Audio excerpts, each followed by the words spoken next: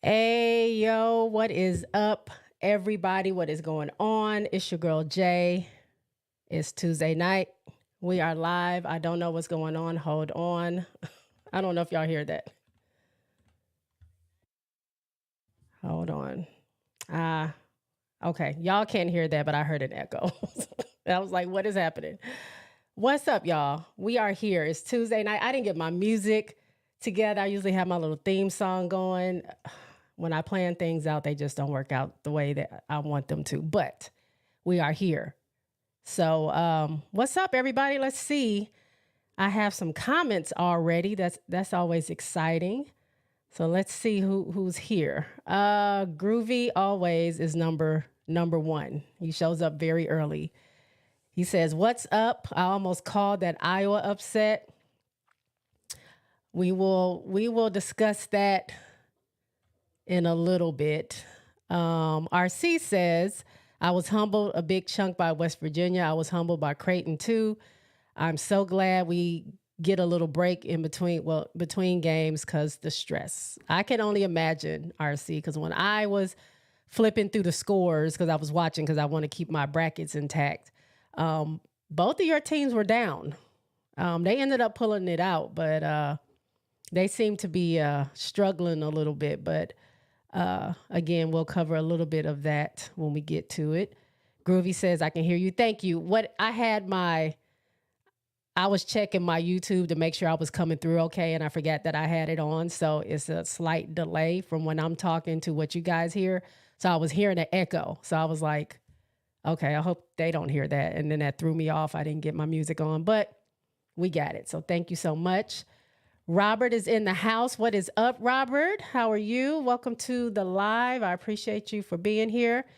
And RC says, already, hit that like, especially if your team is still playing in the NCAA tournament. That is right. Hit those thumbs up on your way in. I have about 9 people in here right now. It's very early, but hopefully I'll get more people. Give me those thumbs up if you guys are watching. And if your team is still in it's still in the NCAA tournament. All my teams are still in, so I if I could give myself likes, I would give myself likes because my teams are doing pretty well. My bracket is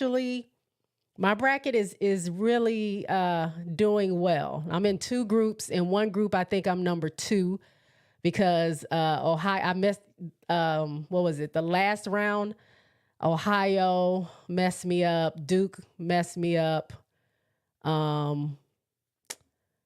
Who else did I think was going to win? I got to look it up. I don't remember, but they busted my whole bracket. So, but I recovered with some other things, and I am I'm number 2 in one of my groups. In another group, I think I'm I want to say number 7 last time I checked, but all that's going to change next week or this weekend when Sweet 16 and Elite 8 happen because I made some bold predictions and we'll just see if they come through. RC says, "Jay, I have a piece of news that's interesting for our teams and the regional setups as we go." Okay. Keep that in mind. I want to know what that news is. Texas Equipment Finance. What is up? Welcome to the live. Texas says, "I hit the like button. What up, Jay?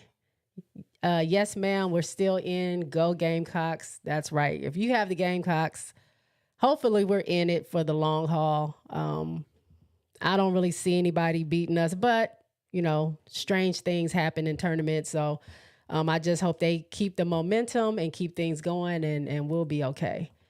Robert says, "Yes, South Carolina is still alive. Ohio State with disappointing for me. Louisville disappointing. And Michigan State was very disappointing. And that dirty Nebraska." I think all those I lost on. Ohio State, I picked Louisville. I don't know if I picked Michigan State, but I did I pick Nebraska? I got to pull up my brackets because I was doing pretty well. I think I'm still at oh, there goes my people messaging me. Let me see. I'm still at 99.7% on my bracket. Nope. Hold on. That's somebody else. Here we go. Don't start this. Let me see where we are.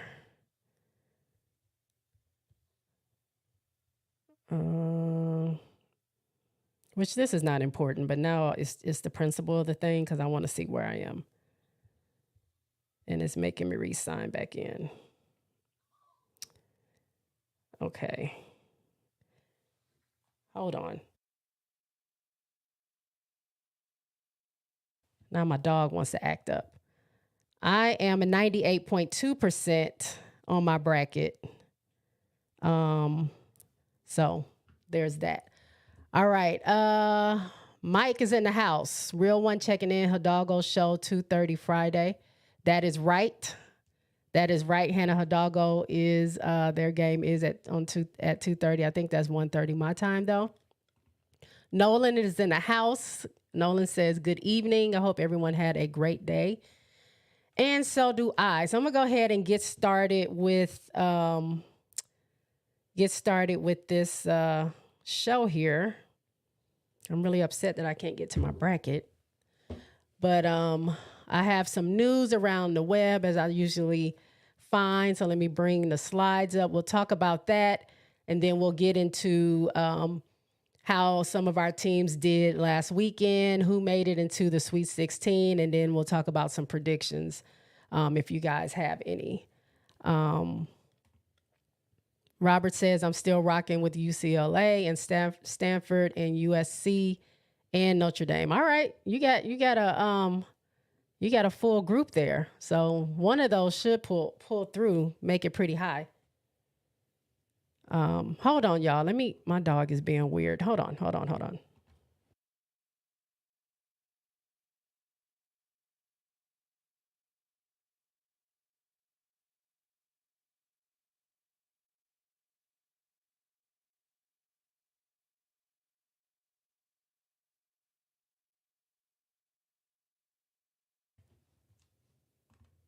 All right, I'm back. Sorry, y'all. He's old and he can't really hear. So me telling him to stop is not communicating to him. He doesn't get it. And I don't know if dogs can read lips, but he wasn't getting the message. So anyway, let's bring up these slides of a little bit of news that's around the web that I found. So starting off, guys, if you have not heard, the news dropped today that Kenny Brooks from Virginia Tech is taking the Kentucky head coaching job, the women's Kentucky team. I've been hearing about that like all this week from different, different posts, different commentators. So, I mean, I'm not that surprised. I don't really keep up with a lot of other teams outside of the teams that I follow. But this is just something I kept hearing about, that he may end up with the job, and he is. I heard that Georgia Amore was leaving, so maybe a better opportunity for him, maybe a better opportunity for Kentucky to get some wins. I heard that they had 2 losing seasons, and although that coach was pretty cool, she didn't have a winning season her 2 years that she was there. So Kenny Brooks is now there. So we shall see how that goes. Some more news. So Jersey Wolfenbarger. I don't know. Do y'all know who that is? She is from Arkansas Razorbacks. And me reading up on her, she got in the portal and she is going to LSU. She has transferred, officially made the announcement that she will be playing for LSU next year. She is a 6'5" forward, I believe they said, forward guard. She is in her... So at Arkansas, she played her first 2 years there, and then she sat out her junior year, which would have been this year. She didn't play at all this year. She entered the portal. Now she's going to LSU, and she does have 2 full years available to play there that she's eligible for. So she will be going to LSU, and I did look up just some information, like I said, about her because I didn't know too much about her. But as a freshman, she averaged 7.6 points and 4.3 rebounds in 30 games. She earned a spot on the SEC All-Freshman team. During her sophomore season, she averaged 3.9 points and 3.3 rebounds per game. So, I mean, definitely some height. I'm not sure how she is as a player. If you guys have heard of her and you know anything about her, feel free to drop that in the comments. You know, any addition to LSU that can, I don't want to say actually play, because I think the people on the bench, they're there for a reason, but she doesn't play them. I've seen them on the floor. They don't play that well together, maybe because they don't have the practice.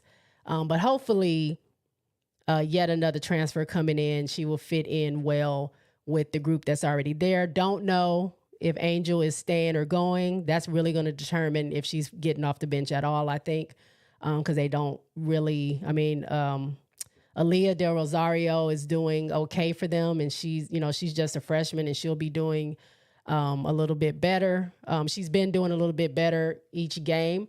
She still has things to learn, but I don't know much about this Jersey person to know how she's gonna be. But I see some of your comments. RC says, hold on. Before RC, Russell says, hello, Jay, I am here. Hello, Russell. You did a great job the other day with Sess. I was listening the whole time. Thank you, Russell. Shout out to Sess. If y'all know who Sess is, she's your auntie with uncle tendencies. She has Sess Talk Sports. If you're not subscribed to her, please go do that because she's dope. But we did a tandem live on Friday. It's like the longest live I've ever done. She does this daily. For me, I don't stay on live like very long. We streamed while the South Carolina and LSU games were on, and they were back to back. So from what time did the game come on? To 1 o'clock? Was it 12 or 1 o'clock till 5:15-ish? At least that's how long I stayed on. But you can catch that if you do want to just look through it, because it is a very long stream. It's like 4 hours for me. But I do have that in my playlist. But yeah, she invited me on her platform. Everyone there, it felt like home. It was dope to have that experience. The commenters and the people in the comments were super dope, and we were engaging. Everything was good. So I really do appreciate Sess for having me on, and Sess is going to come on here sooner than you think. So watch out for that post. I want to see everyone out here on the live when Sess comes on, and we'll probably do the same streaming on both platforms. But yeah, that was fun. RC says, I couldn't name a Kentucky player if someone had a blicky to my head. Good luck to him, I guess. Yeah, I don't really know. I don't know much about Kentucky to know anything. RC also says Jersey Wolfenbarger. I hope I'm saying that right. Is she Angel Reese replacement or something? 6'5". Damn, she got length though. Yeah, that's what I was thinking. If Angel is leaving, then they have more length in their lineup. But De Rosario isn't she like 6'6" or something like that? 6'4"? No, because Angel's 6'4". I think she's like 6'6", but regardless, this lady seems to have some experience playing. If she made the All SEC's freshman team, maybe she can play. Maybe she can offer some production off the bench. Even if she is coming off the bench, they need bench production to help with Poa and Del Rosario. And then Kent comes off the bench sometimes. But it would help them to have a deeper bench. And then we don't know who's going to be playing next year. If Angel leaves, who's going to take her spot or whatever. Or if they're going to get new people or if people are going to transfer out. We don't know any of that yet. Robert says, Stephen A. Smith said the women's game is more compelling than the men's game. He said that it would be big if Caitlin Clark wins the championship, but more bigger Clark against LSU. Yeah, so I agree with Stephen A. Smith. I do. I mean, for me, it's more exciting. I did watch some of the men's games, but it just, I don't know, something about, I guess now that I'm learning more about these players, I'm more invested in the women's game than I am the men's game. So, yeah, I agree with that. Now, I think everyone is pushing for that story, for Caitlin Clark to have her magical season, and then she, ends her career with a championship. That's great, but that's going to ruin my plans of South Carolina winning. So I don't keep that over there. She did what she needed to do. We'll see how far she goes. They seem to be doing pretty well, although last night, was it last night? Monday night was a little shaky. But also it says it will be bigger if Clark goes against LSU. Yes, it will be. Almost as big if Iowa went up against South Carolina, because that's also a matchup I'm looking forward to. Kels is in the building. What's up, Kels? Kels says she's gonna be on the bench. I'm pretty sure she might be. I don't really know how Moki gets down, but she probably maybe will be on the bench. Mike, hello, Mike. Welcome to the live. Jersey, a guard, actually. Okay. And when I was looking it up, it said forward and guard, but maybe she's just a main guard. I don't know. Kel says Jersey is not a guard. Okay. What I saw said she was both. So maybe she can play both positions. I don't know. RC says, okay to Mike. I don't know what. Oh, Mike said that she is a guard. Then Mike says, Google her name. Kel says, most of them left when the coach was fired, talking about Kentucky. Brooks bringing some with him from Virginia Tech. I can see that happening. RC says, well, now y'all got me over here confused. Jersey not a forward, she's a guard. Well, I don't know what she is, but she's gonna guard somebody in a forward progression. What I looked up says she's both, but I've never seen her play a day in my life. I don't know anything about Arkansas, so maybe what I wrote or read was wrong. I don't know. Robert says Georgia A. Moore said her coach is like her second dad, so if she is leaving, I see why he would leave. But Kentucky have to get some players most left. Also, Kitley got hurt, so I don't know. I mean, I don't know how close he was to Kitley, but she's a senior too, right? I don't know if she was declaring for anything, but maybe with both of them gone, they're not interested in he's not interested in staying. Hold on, let me get through some more of these comments. I'm gonna go here real quick so y'all can see me. RC says to Kels that Virginia Tech is about to lose a lot of talent, as is due to the WNBA draft, Kitley and Amore, and some graduates. Keisha, hello. Welcome to my live. I appreciate you being here. Keisha says Angel is 6'3" and Del Rosario 6'6". Okay. So I was right about Del Rosario, wrong about Angel. I thought she was 6'4", but she's 6'3", okay? RC says the men college games don't do nothing for me at all. I mean, it's like for vegetables to grow in the garden hour by hour, day by day. I mean, they've had some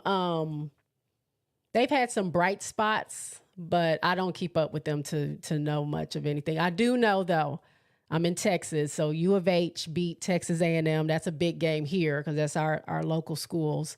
I didn't know U of H had it like that.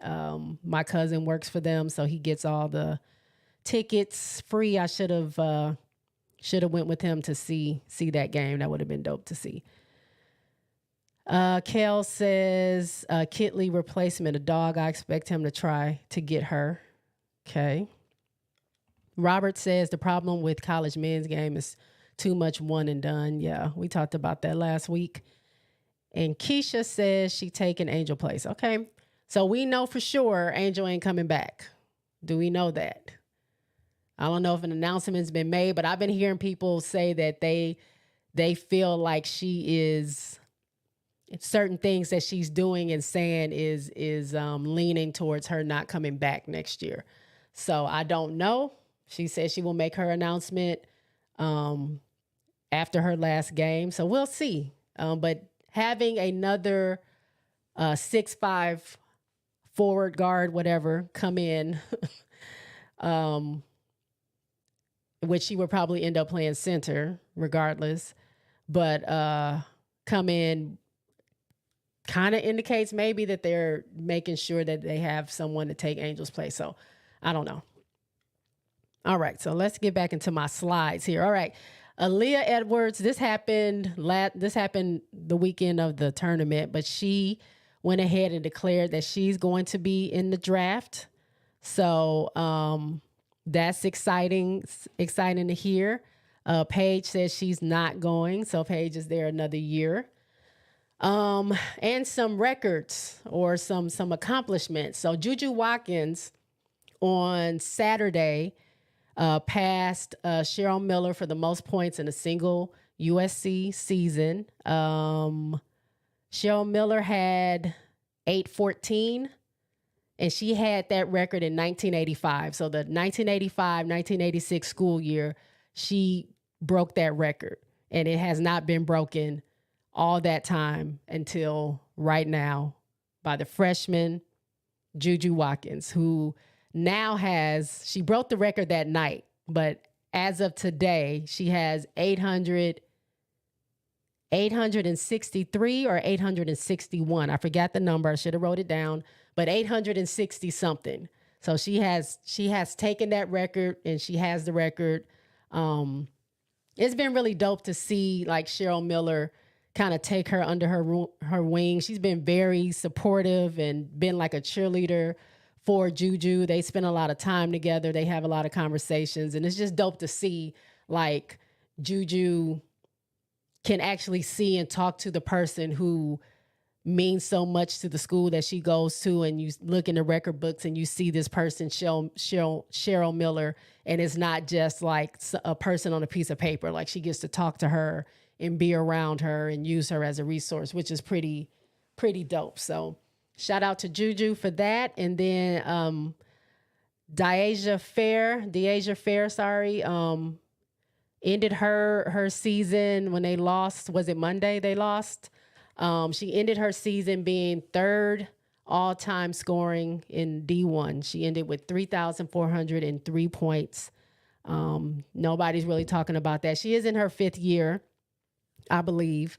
But still, for her to be number 3 all time is pretty dope. And you don't really hear a lot about that throughout the, sports world. But I wanted to bring that to people's attention because I think that's dope. She's a dope player. All 5'5" of her. She's the smallest person on that floor, but she plays like she's the tallest. Like she really can ball. So congratulations to her. And then we had a couple of 40-point games. We all heard about Audie Crooks from Iowa State. I believe she's a freshman. She scored 40 points, 12 rebounds. She was 90% from the field, scoring 40 points. She had a great game. Shout out to her. She like the way they were passing that ball to her in the inside, and all she had to do was just throw it up in the hoop. Like nobody was touching her, if we're just gonna be honest. She reminds me kind of of a Peely. Like you don't really know what to do. She stayed in the paint though, but like once she catches that ball at a certain point, you can't stop her from putting it in. Obviously, 40 points at 90% is pretty dope. But the very next game, Stanford played Ohio State. Now, Ohio State took them to overtime. I wasn't watching the game, but I was watching my brackets and I was looking at the scores. And Iowa State seems like they that team. Like, you know what I'm saying? Like they're not a bunch of scrubs, even though I haven't really heard too much about them. But they had Stanford going into overtime. And I think Cameron Brinks fouled out. But the star of that night was Kiki Ariefren with 41 points, 16 rebounds. 41 points and 16 rebounds, 4 assists, 3 blocks, and she was 9 for 9 for her free throws. So just a great effort. Cameron did not make the full game. She got fouled out. Kiki said, "It's cool. I got this. I've been, this is what I've been doing all game. You can have a seat. I got the rest of this," and help them get the win. So let me see. Some more comments have popped up. So let me get to that.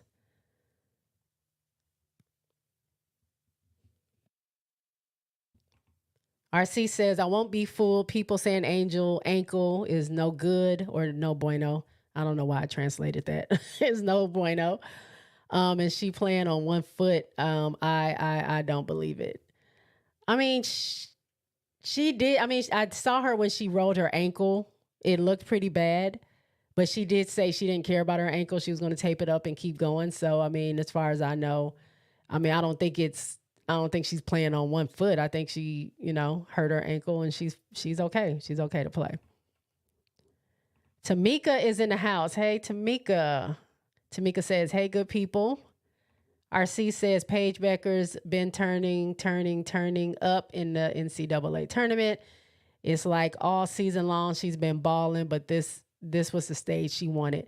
Yeah, and they keep mentioning how she hasn't been in the NCAA tournament in over 700 days. So her coming back to the big stage, she's been waiting for it. And she's doing well. Robert says, "When will you and Seth get together again? I really enjoyed you two together. It was great. Thank you so much."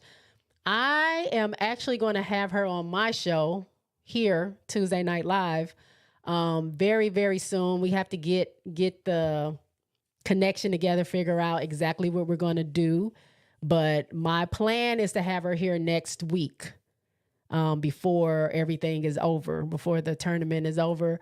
So we just got to discuss some details. And if everything works out, she will be here on my platform next week. We will be going live on each other's platform. So she'll be here with me live, but she's also going to be broadcasting on her platform. So if you follow her and follow me, you can be on either of our platforms and you can see it. So hopefully you guys show up and we can have a really good time next Tuesday.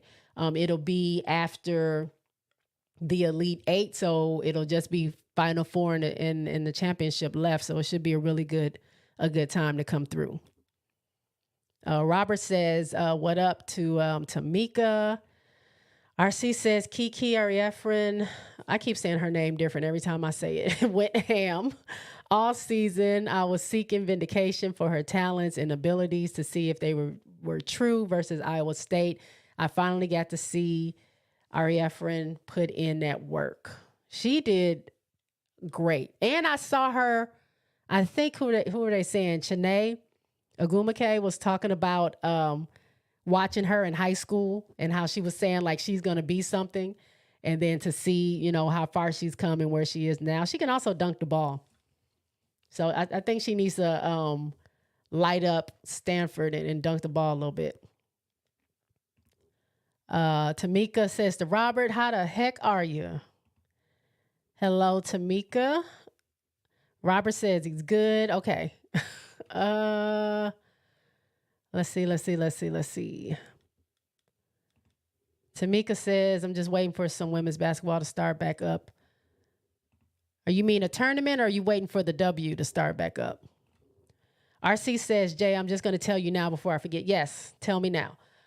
There's a chance all 4 of our teams can face off separately in different regions. My South Carolina or your South Carolina could meet your, why was I going to say North Dakota? Y'all, I'll be sleepy after work. Notre Dame. And my Iowa could face my UCLA in the Elite Eight. Yeah, that is a definite possibility. Actually, one of my brackets has South Carolina going up against Notre Dame, because the other one was Tennessee, but Tennessee is not in it anymore. So that could definitely happen on my side or our side of the bracket.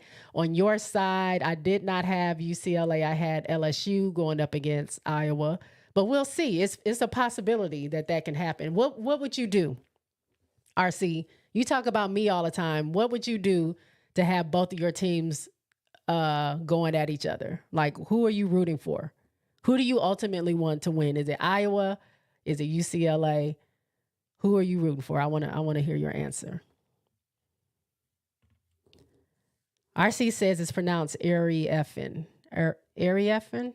I've heard people say Ariefin, but okay, Ariefin. Got it. I'm probably going to forget it in like 5 seconds, but thank you. Tamika says, Jay, to be honest, both E and WC women's college basketball. The W, you mean? Both the W and women's college basketball? I know I'm looking forward to the season. Like I'm getting antsy. Like I'm going to finish out, of course, watch and see who wins this championship. But I am really getting antsy because I cannot wait to see my aces come back. I want to see Candace on that floor. I want to see who we end up with on our final roster.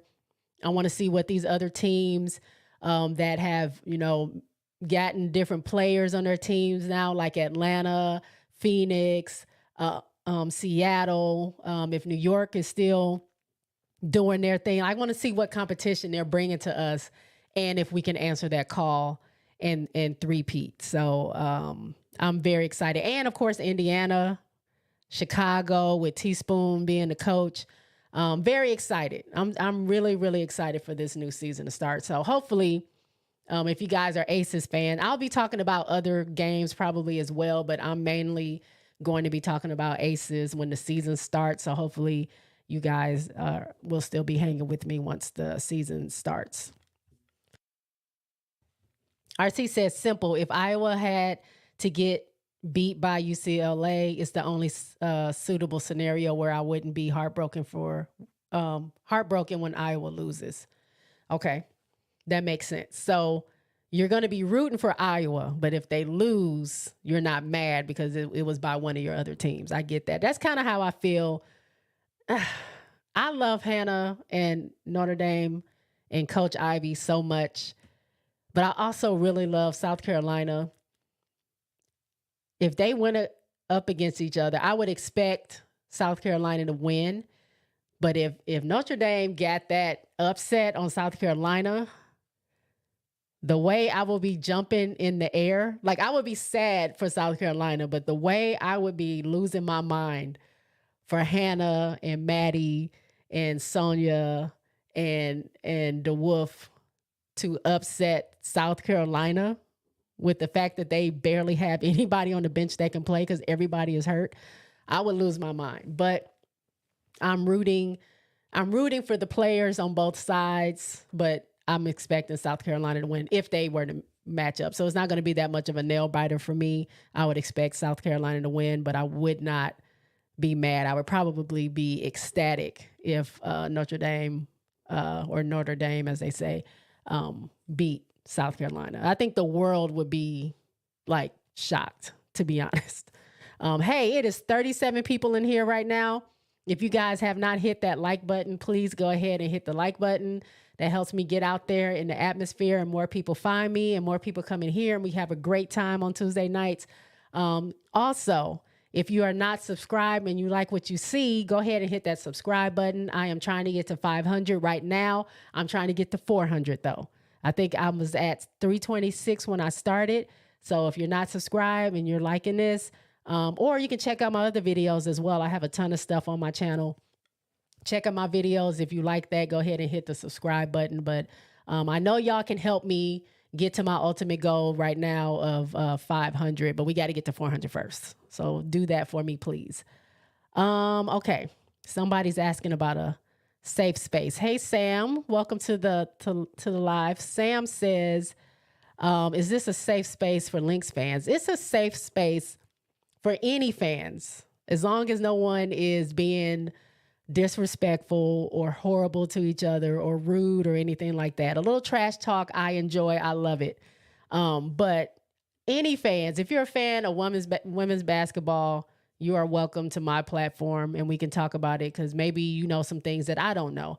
I haven't been watching super long, I started watching the W back when it first started in '97, and then I like maybe 5 to 7 years later, I kind of stopped watching all sports. It was a bunch of stuff, and then now I'm getting back into it.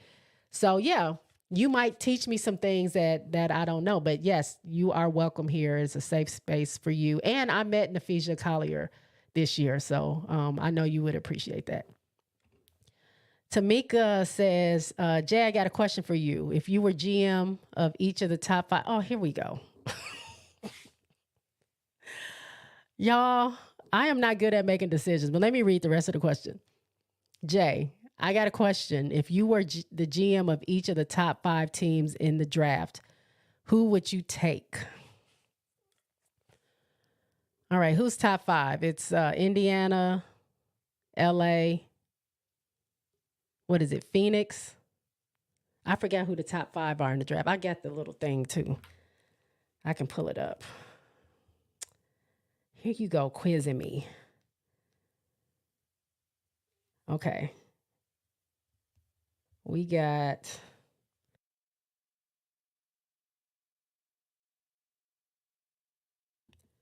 Indiana, LA, Chicago, LA again. Well, it's because the picks have changed.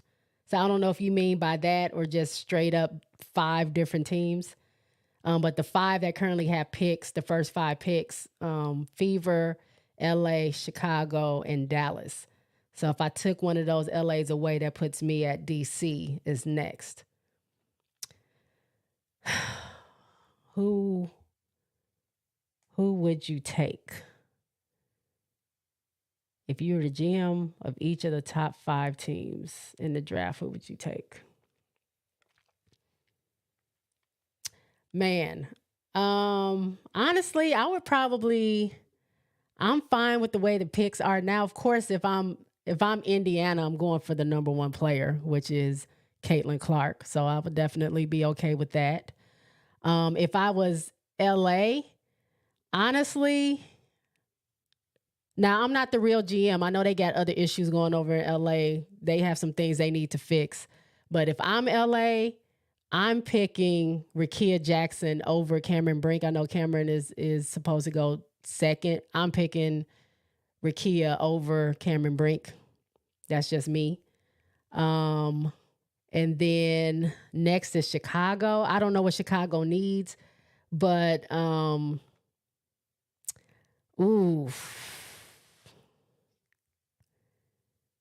Chicago, I would take Cameron.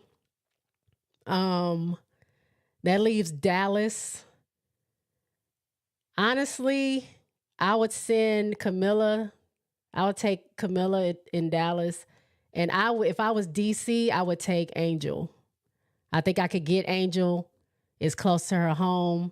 She already has a fan base on the East Coast. She's a great player. We need all the great players we can get in DC, especially that EDD is not playing.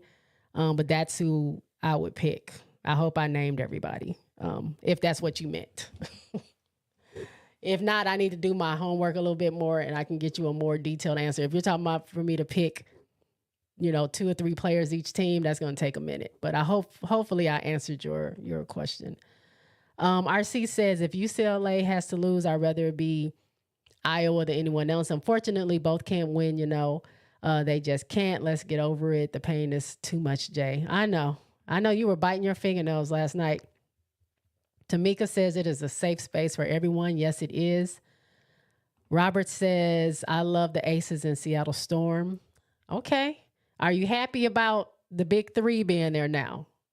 Skylar Diggins-Smith is there with Jewel Lloyd, and NCAA is there now from LA. I can't wait to see that. I'm excited about it all, if I'm being honest. RC says it's a safe space except for Iowa fans. Iowa fans, strap on your Caitlin Clark hater bulletproof vest. I got one on right now. Now, no one has said anything about Iowa or Caitlin Clark in these comments yet, RC. So don't ask for it. It is a safe space for everyone, whoever you like, whatever team you like. I may not agree with it, but it is a safe space for you, RC, always. You are one of my biggest supporters. I appreciate you. So your opinion matters here, just like everyone else's. So it is a safe space for you here. Now, I don't think Iowa's winning, but that's another story for another for another day. Tamika says, I wish I could like another team the way I love South Carolina. I will watch other teams, but it's Dawn and Gamecocks for me. And I get it. If you've been a longtime fan of Gamecocks, I understand. You've built some time into it, and that's you're with them, and I get it. Back in the day, I was a hardcore Duke fan. I didn't care about any other team, so I get it. But now that I'm getting back into, especially women's basketball, I just happen to see. I've been hearing about. I love Dawn Staley for one. I've been watching her since she was with USA Basketball, winning Olympic gold medals with my favorite player of all time, Lisa Leslie. So I knew about her. I knew about her when she went to the W. I knew about her when she was playing for, what was it called, the ABA or the ABL? So I've been a fan of hers. And when I heard about all these players that were playing in the W that came from South Carolina, I was like, I need to watch South Carolina, because A'ja Wilson, who is my favorite player now, I was like, she's churning out Aaliyah Boston, Alicia Gray, A'ja Wilson, and countless others. I can't name them all, but they're in my head. I know I see them in my head, but you know who they are. But she's churning out some really, really good players. So I wanted to definitely watch her. And when I watched that first game and I saw Hannah Hidalgo, even though they were down by 30 points, she was playing like they only needed one more shot to win the game. So I just fell in love with watching her. And then as I continue to watch their team, I just really, really fell in love with the team and their story, and Coach Neil Ivy. And then LSU, all the drama surrounding them. I had to see what Angel was about, because there was so much hate going her way. I had to see what was going on with Angel and LSU. And so I started watching them. And I'm not a fan of Kim Mulkey, but I do enjoy the players, especially Angel Reese and Anissa Morrow. I know people, when you say Angel Reese, that gets under people's skin, but this is a safe space, and this is my platform, and that's who I like. RC says Clark, Brink, Rakia Jackson, Cardoso, Reese, or Peely. Okay. Tamika says yes, Rakia. Okay, we definitely people. Yeah, Rakia. We don't really get to hear about a lot of the players because of the phenomenon of Caitlin Clark and what she's been doing and stuff. And so she's kind of captured the world's attention. So a lot of that goes towards her. But we got some ballers out here that I think are really going to make a big impact when they go to the pro level. And hopefully they can make a team and stay on the team. I don't see anybody cutting Rakia. I think she's great. And I've already, I've heard of GMs of different WNBA teams that have been in Tennessee just to watch Rakia play. So they got their eye on her. I think she's dope. Kel says LA got picked second and fourth, Rakia and a big. Yeah, I didn't know if she meant straight up whoever has the pick 1, 2, 3, 4, 5, or 5 different teams. So that's why I skipped LA again. Sam says holding on to hope that we would get Peely. Okay. Speaking of that, I have a mock draft that I'm going to pull up in a second. Robert says GM, Caitlin Clark, number 1, Cameron Brink, number 2, Rakia Jackson, number 3, Cardoso, number 4, Edwards, number 5. Ooh, okay. Edwards, number 5. Got you. Tamika says, I like the Storm. I think all they need to be really dangerous team. Talking to Robert. Braxton. Hello, Braxton. Welcome to my live. I appreciate you being here. Braxton says, yeah, get Rakia, then get whoever the Sky don't get. I feel they will still want Camilla, and you can still get who you want it at 2. True that. I think I like Rakia better. I think she's dope. I think she should be higher than I would take her at 2. Robert says, yes, I'm so glad about the addition to the Seattle Storm. Braxton says, if you were the Mercury, what would your starting five be? Oh, y'all with these, these are difficult. Ask me something about the Aces. Who's starting now? Who did you say? Mercury. We got, I got to look at I don't know who they're starting right now. I know Diana Taurasi. Who else is with the Mercury? Now you're going to make me look up their roster. Hold on.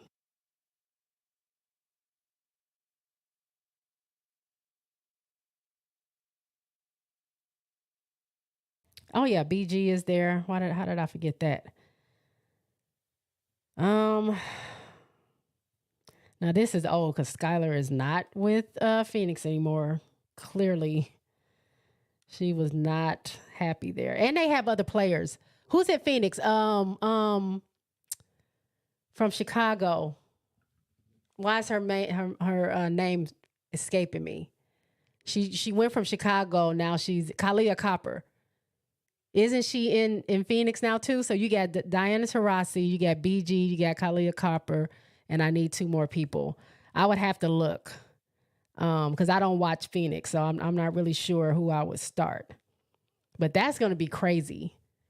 I think she went to Phoenix. Having her there. I'll come back to your question, Braxton. I won't forget. And if I do, I'll send you a special message. Sam says, looks like VTech about to crumble, which I'm so sad about. It sometimes happens, you know. Hopefully they'll get some good players, a good freshman class in, and maybe some people, you know, in the transfer portal. If they get a good coach, they might start looking good again. RC says, Jay, what you think about the physical play yesterday? West Virginia was dirty. The Waters rough play on the court was dirty in the Waters rough play on the court. It really had me fired up. In fact, I think the play only makes Caitlin tougher. So I did not watch the game yesterday. I was just watching the score. But I've been hearing that Iowa was getting a bunch of calls, favorable calls on their side when they were clearly fouling West Virginia. So I don't know. I didn't watch the game. This is what I've been hearing on the interwebs. They were saying that they were playing not dirty, but they were really physical. And they showed a couple of clips of Caitlin pushing off. And instead of her getting the offensive foul, they gave the foul to other people or running somebody over. And then she wouldn't get called for the offensive foul. They would get called for the blocking foul. So things like that. But I've been hearing a lot about home court advantage and if the refs are really like allowing or being more favorable to the home team.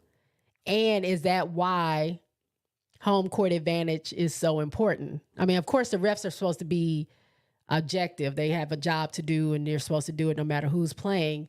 But is that a thing? Because they were talking about that on, I think I forgot what show it was, but they were discussing it like that is kind of not necessarily a perk, but that's why you want home court. I don't know.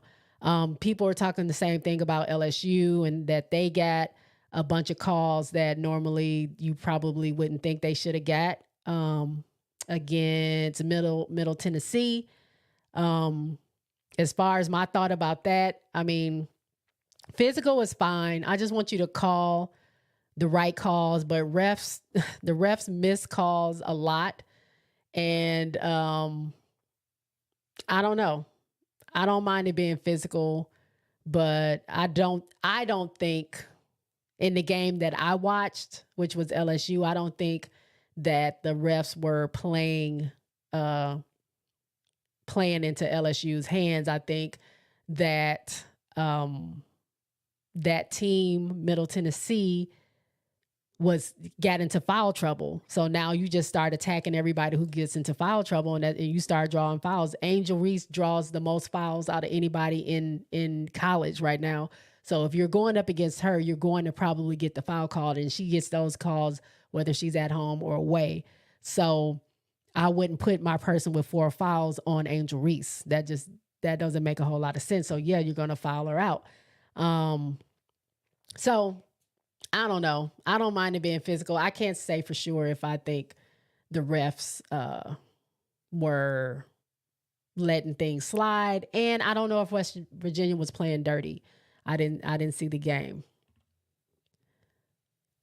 Robert tells Tamika that Jewel is finally getting some help. Yes, she definitely needed. She was carrying that team on her own, so I'm happy to see what's going to happen with those three together. Tamika says Rakia will win Rookie of the Year. She is special. I would definitely take her number one, but the Fever will do the safe thing. But that would be a mistake. Just imagine Rakia in Boston. True that, but Indiana wants Caitlin Clark. If she doesn't want her, other teams want her. You know, she is the front runner according to the sports world. So I mean, although I might find that I like other players a little bit better than Caitlin. I can see why. I mean, Indiana is not passing up Caitlin, and if they did, who was number two? Sparks will take Caitlin. Like they would be like, why did you do that? Now you might be right. If they were to pass her up and take Rakia, it could be possible Rakia could get Rookie of the Year and just have a phenomenal season. We will never, we won't know unless that actually happens. But that's a good, I like your take. RC says Caitlin was bleeding on the court from her leg. She ain't cry either. She was tape me up. Let's go. I effing love that, Jay. People think my girl Cece is softy. Never that. She tougher than a $2 steak. That has to be tough. $2 steak has to be tough. So I'll take your take your word for it. Tamika says if they get big Robert, they're gonna dominate for sure. Oh, talking to Robert. Okay, if they get a big, they're gonna dominate for sure. Okay. Yes, I got it. Copper. Yep. RC Sophie Cunningham, and I don't know. Hell, flip a quarter. Talking about starting for Phoenix. He went to Kentucky. Kel says VTech need to hire that lady from Jackson State. Oh, and she just got Coach of the Year for somebody just named her Coach of the Year, National Coach of the Year for HBCUs. She got National Coach of the Year, so that's dope. Maybe.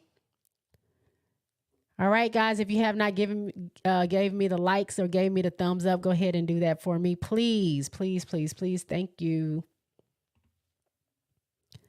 The coach from Virginia Tech went to Kentucky. Yeah, I talked about him earlier. Yeah, Kalia Copper went to Phoenix. Yeah, there was some kind of, I don't know what happened, but we were all shocked when we heard that she was going to Phoenix. It's not, yeah, I think it is Phoenix and not Connecticut. Both of them, I'm looking at the colors in my head, but I'm pretty sure she went to Phoenix. RC says, Jay, they were shoving our players, shoving Caitlin out of bounds. It was a street fight inside of a basketball arena. I'm glad we proved we can win a physical game instead of always winning pretty. Well, it was working because they were down. I thought it was about to be a major upset when I was looking at it, but 3 minutes left to go. I heard that Caitlin didn't score at all in the fourth quarter. I don't know. Is that true? That she only scored her free throws. She made 2 free throws at the end, near the end of the game. That was her only points in the fourth. So do what you can do without necessarily taking out somebody's leg or ribs or something like that. But if you got to smother Caitlin Clark, because that's where the offense is coming from, then that's what you have to do. LSU was beat up by Auburn. Is that who they played? Yes. Beat up to a pulp. Anissa had a black eye, ribs hurt. Poa had hurt her shoulder. She fell on her shoulder. Haley Van Lith face planted. That's when Angel twisted her ankle. Something had happened to Fly J's leg. Like, that game was so crazy physical. So I get what you're saying, but there's a lot of toughness out there. If people think the women are not tough playing this game, then they're not really watching women's basketball. Tamika said it was some home court advantage going in on Iowa, but it's to be expected because again, ESPN paid way too much money for CC not to make it to Sweet 16. And then you have that. I mean, I don't know that to be true, but ESPN is putting a lot of stock into Caitlin Clark. And I hope that we just play the game and there's no craziness going on. Let's just play the game. You may or may not get your Cinderella story. Just let that girl play. Leave her alone. Let her play the game. And that's it. I don't like any shadiness going on that side. Let that girl play and leave her alone. She don't need help from ESPN or whatever they're trying to make happen. Just let the girl play. If she wins, she wins. If she doesn't, she doesn't. Yes, she went to Phoenix. RC says to Tamika, you think if the Zebras held their whistles in the fourth, we would have been dumped out of the tournament because West Virginia was struggling to score 2. I'm just asking. Hey, Kyra is in the building. What is up, Kyra? Welcome to the show. Thank you for being here. Kyra says, what we talking about, y'all? Right now, I'm just answering comments. We were just talking about Iowa. RC asked if I felt like West Virginia was playing dirty or being a little bit too physical in the game against Iowa. And I mean, I didn't watch the game, so I was just chatting and answering people's comments. Robert says Aaliyah Boston and Caitlin Clark talked about playing together. That was before the draft. Yep, they did. Tamika says that's not what I'm saying, RC. I'm saying let it be fair. CC was brought and paid for this season. So again, be happy for T. Wait a minute. Okay, wait a minute. I don't know about that. I'll let y'all talk about that. Kyra RC says, Kyra, we talking about why you don't want to be a UCLA Bruins fan. Joking. Kyra says she's a Lauren Betts fan. RC says Colorado sacrifices or scares the poop out of me. It's our next opponent. Yep.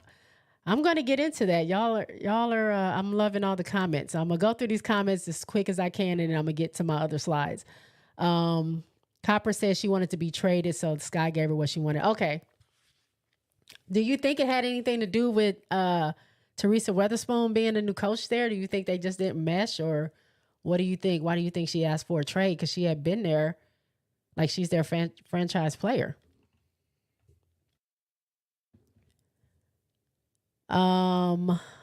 RC says to Kyra, that's amazing. You're a quarter of the way there. Ha ha ha. LOL, just joking. Kels said to RC, somebody said Sherrod from Colorado, 2 fouls already. Wait, are they playing tonight? Or are you joking? There's no games on tonight, is there? Am I missing something? I thought we were done with the rounds. Caitlin Clark team only scored 2 points in the fourth quarter. The other was at the free throw line. Okay, so just the team themselves, they only scored 2 points. Sorry.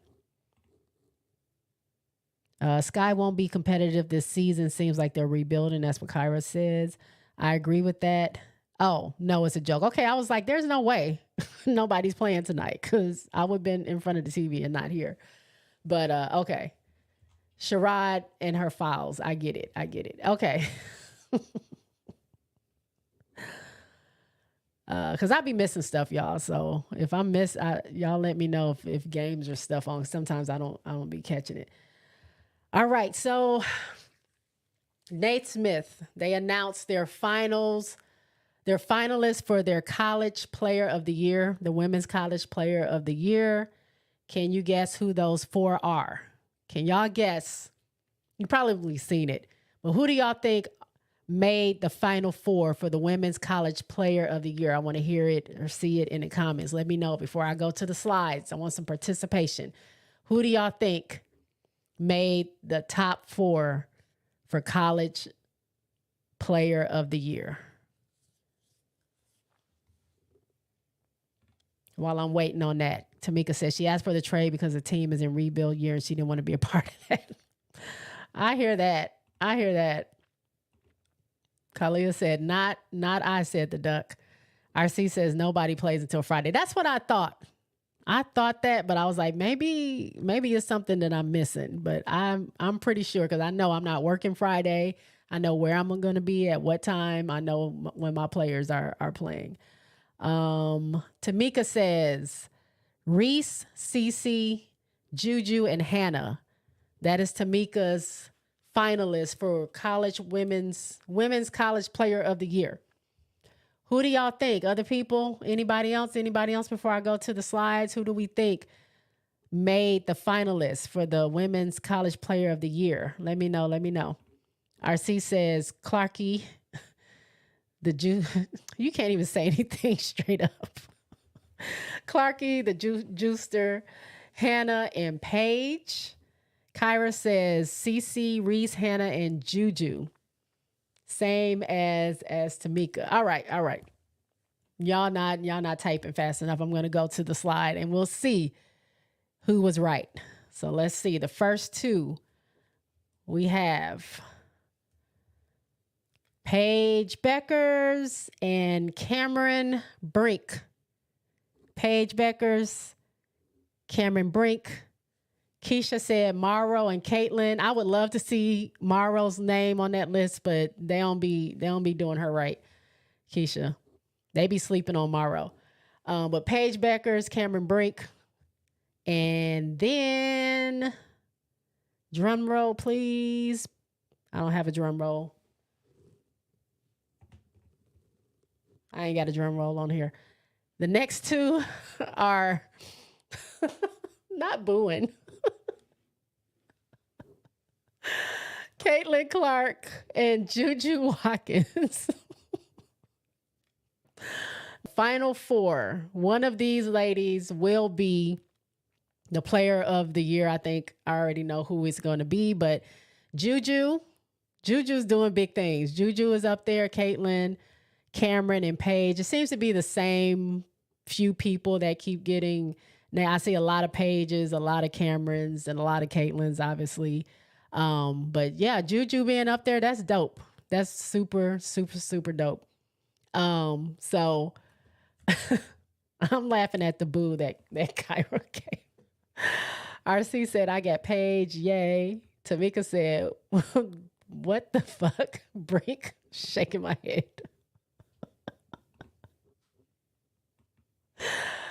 Kyra says, boo. Boo. Oh man. I think I have, hold on. I think I got do I have a little, I might have took it off. Yeah, I took it off. I had a little womp womp, little sound effect, but I took it off. RC says, I forgot about the possibility of Cameron Brink. Kyra says, I'm okay with that after all the boos. RC said, Juju going to be there all 4 years. Yes, she will. And she's going to get it. She's going to get it one of those years, if not 2 of those years. I believe it's going to be, but if her and Hannah stay at the pace that they're going. And, I mean, we're going to get into it, but for Wiley, we ain't even scratched the surface. Let me hurry up. We ain't even scratched the surface of the stuff I want to talk about. Keisha says ESPN hate Angel. I picked Juju. Yeah. Angel's nowhere. I don't know what their, was she, I think, wasn't she on the, I don't know what it's called, the watch list or something. But yeah, I think people don't give Angel her props either. Tamika said ESPN told you all who the player was going to be back in November. Tamika feels like ESPN is and Caitlin Clark go together real bad.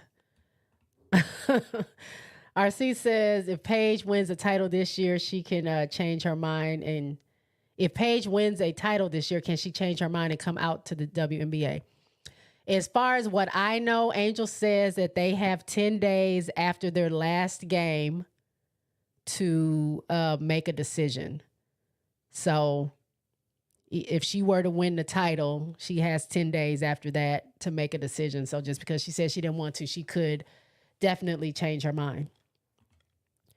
Doc Glover, what up, Doc? Welcome. What up, Doc? welcome to the show.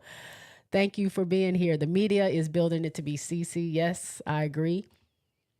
Robert says Caitlin Clark, Paige Becker, Rakia Jackson, and it was Angel Reese, College Players of the Year. Okay.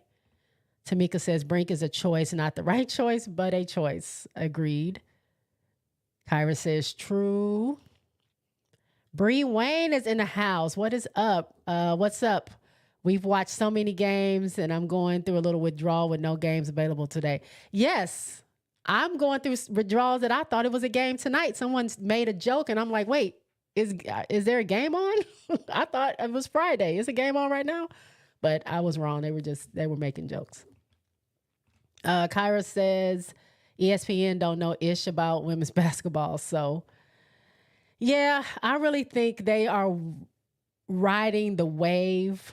The reason I found the creators that I found here on YouTube, people like Quita and RC and Sess, is because I can't find anything about women's basketball on ESPN, especially when I was watching the WNBA. I wanted more information about what was going on and recaps and things like that. And they would barely show a blimp of what was going on. And so I had to search and find. So they're definitely riding a wave right now. But, you know, if it don't make dollars, it don't make sense. So they are doing what is getting them the ratings.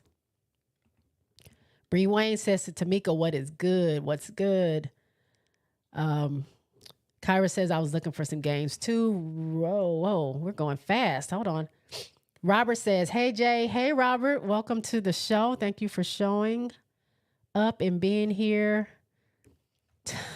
Tamika says, ESPN is the evil empire. They rode Reese coattails last year. Then they decided they really don't like her. So they threw Brink a bone. Okay. Tell us how you feel. RC says UCLA and Iowa had the only close games yesterday. It was evil to me. Evil, I say, just pure evil. Yeah, I saw you going live. I had to go to bed because I had to wake up really, really early for work today. So I couldn't join your live. I knew you were going to go live at halftime and after the games. I just looked at the scores before I went to bed and had saw that they were struggling a little bit on both sides. I thought they were about to mess up my brackets. Kyra says 100%. RC says ESPN doesn't want to talk about women's basketball except the bare minimum. That is facts. And Tamika says, hey, my friend, to Bree Wayne. Oh, there's more. Okay. Bree Wayne says, RC, they both played terrible. Doc says, Rakia Jackson is overlooked and underrated. Yes, she is. Sam says, wait, I'm confused by an earlier comment. Isn't Paige a junior? Or has she said she's not interested in going to the WNBA? She was eligible to go. I don't know. She has to been playing for 4 years in order to be eligible. But she said she wasn't going. She made the announcement before any of the conference tournaments started. I think on her last regular season home game, she said on senior night, she said she wasn't going, if I'm not mistaken. Kyra says, and CC definitely bringing in those dollars. Yes, she is. I mean, I can't deny it, whether I'm a super huge fan of hers or not. She is where the advertising dollars are. She is where the viewers are. She is where the posts are. Like, she's trending. So that's where ESPN is going to go, or any sports. I mean, I was watching, what was I watching this morning? early morning CBS. I was getting ready for work. It's very, very early in the morning. What time was it? Like 3 or 4 a.m. And they were talking about Caitlin Clark in the game. Like, they never talk about women's basketball, but they talked about her in that game that they won. That's how I knew that they only had 2 points, because they talked about it. They didn't talk about nobody else playing any of the games yesterday. They just talked about that game. So, yeah, she's definitely pulling in the views. Bree Wayne says, what do you think happened to Utah? Dang, they fell so hard from grace. Peely put up 35, but it wasn't enough. My goodness. Yeah. I mean, Utah, from what I remember, because I didn't watch that game either, but Utah only takes post shots or threes. They don't really do too much in the mid. So it just depends on what teams do with that. They can exploit that and make them rush their shots, and they will miss their threes. They could really double down on Peely. Like, she's going to get her points regardless, but sometimes all those points still won't get your team over the hump. So it just depends on what these teams came up with to defend against them. But I know they were going hot for a minute. I think did I have them to win on my bracket? I think I didn't. But it just depends on the teams. I think their coach is not going to change the way they play. So it is what it is. Sometimes it works really well. Sometimes it doesn't. Kyra says to RC, only bare minimum because they don't know anything. That's facts.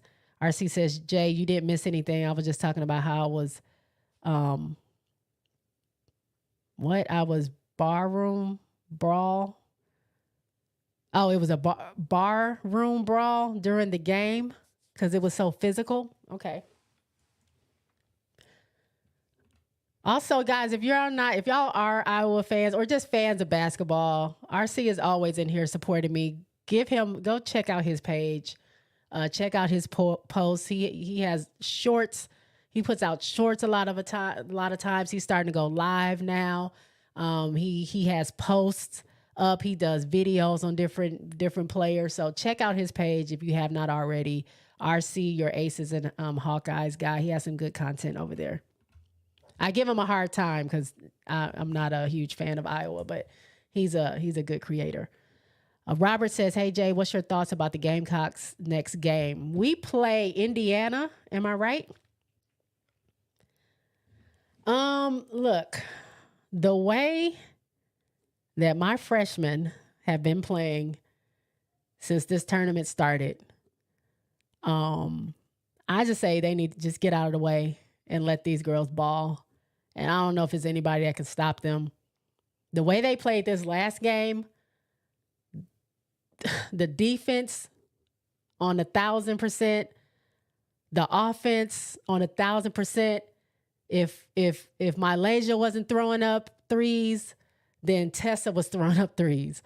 Like, and then Pow was just like, I guess if I'm in the game, I might as well throw something up too. You know what I'm saying? Like, it wasn't like a necessity. They were just scoring at will. The defense was crazy. The way that Lay grabbed that ball, I don't know who was shooting. I want to say was it Deja? Whoever was getting ready to shoot the ball, Lay got up there and literally took the ball out of her hand as she's getting ready to shoot and ran down and got a layup. Like, it's phenomenal. So I don't know a whole lot about Indiana, but I do know if South Carolina continues to play the way that they've been playing these past couple of games, it's a wrap because they're too deep. They're too deep. It's like nobody is really bad on that team playing in a team atmosphere. Maybe not everybody's shots goes down, but if this person's shot is not going down, somebody else's is. Not saying they can't ever have a bad game. I'm saying if they play at the caliber that they've been playing now, it's going to be hard. And I'm not worried about Indiana, but we'll see. We'll see what happens. Bree Wayne, RC says, Bree Wayne, I went through 10 oxygen masks yesterday. Kel says, Paige got her COVID year, and this is the last year of it. Okay. Paige will be turning for a 5th year. Bree Wayne says to RC, I bet UCLA especially made the game harder than it was. It was crazy. Let's see. Sam says, okay, I was going to say Paige retiring completely would be very surprising. RC says, if UCLA shows up like that versus LSU, we're going to have a long night. Well, the way that LSU has been playing, which I will get into, I need them to pick it up. Tamika says, CJ bought and paid for. Now I'm just going to be thinking about that every time I watch the games. Kyra says, I got Zags winning it all. Ooh, and I was so happy during the Utes game, even though I love to watch AP ball. Zags winning it all?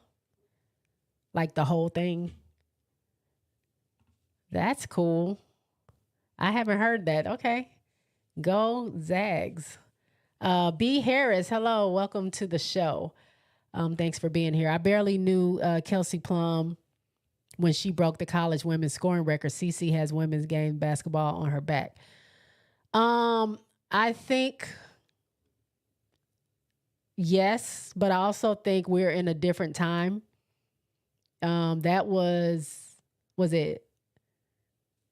When did she get that? 2014? No. Asia came in 18. 2017 is when she got that record. So that was 7 years ago. Yeah, 7 years ago. So technology has gotten better. Social media and the way it rules the world is at an all-time high. Anything can be viral and be a moment. And it only takes a little bit for people to catch on to things. So you couple that with just Caitlin Clark being, a phenomenal shooter, and breaking the record with all these points, then it does make it look like she's the best that's ever done it. But it's just the time that we're in. I think that there's a lot of attention given to her. Which she deserves, but there's other players. I know the eyes are on her, and it's definitely helping the women's game. But at least for me, I find so many other players so exciting to watch, and so many other teams that I just think as a whole, there's so much story behind all these different teams that's what makes it engaging. But yeah, Caitlin is in the forefront of that, so I don't 100% disagree with you on that. Tamika said, wait, who did Utah play? Talking to Bree Wayne. Utah played Gonzaga.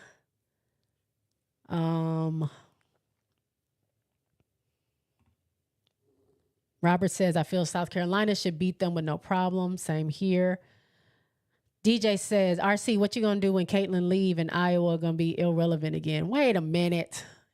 RC says he's been with Iowa before Caitlin Clark. He's going to be with Iowa after Caitlin Clark. Now, he understands that he might be, one of a few that they may not have as much, it's not going to be a bunch of eyes on him like it is now, but he's not letting go of his team. But I'll let him. I don't want to speak for him, but I do know someone said this to him the other day. So I know what the answer is going to be. That's my homie. Not too much on RC. RC says, thanks for the love, Jay, because sometimes I be wanting to bow out gracefully and not do any more content creation, but I do love my teams, and I do love the game of women's basketball in a wholesome way. And that's fine, and that's why you have your platform. Your platform is there to do whatever you want to do with it and talk about whatever you want to talk about. And eventually, if you don't have the audience that you want, you keep putting out content, keep being consistent, somebody's going to find that, and you're going to grow your audience.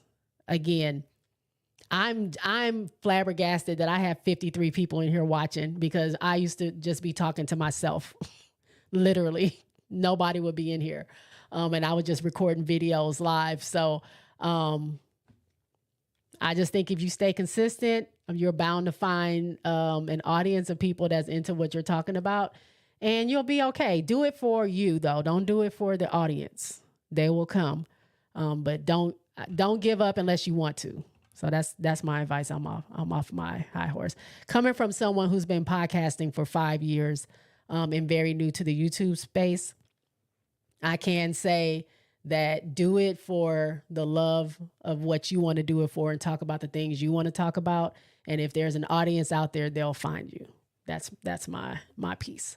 Speaking of the 54 people that's in here, go ahead and hit the thumbs up if you haven't. And if you can read down there at the bottom, I am on a quest to get 500 subs for my channel right now, or well, I haven't checked, but when I started, I was at 320 tonight or 326 tonight. If I can get to 400 soon, that would also be awesome. So if you're not subscribed and you like what you see so far, go ahead and subscribe. I would appreciate it. Or go watch my videos. I have some of everything on my channel. If you like something, go ahead and hit that sub button for me. B. Harris said, I love to watch Cardoso go to work versus Betts in the paint. That's a good matchup. It was Kelly. Lay abused her the entire game. Kelly. Okay. Wow. But the way that the way that Raven and Lay was on Deja Kelly, yikes. B. Harris, to B. Harris, they already did during their FIBA AmeriCup. That's what Bree Wayne said to B. Harris. I don't know what y'all talking about there. Our DJ really wants to know, RC, if you are ready for Iowa to be irrelevant again. Tamika, that's the last thing he said. So answer him or don't answer. I guess we're not gonna engage in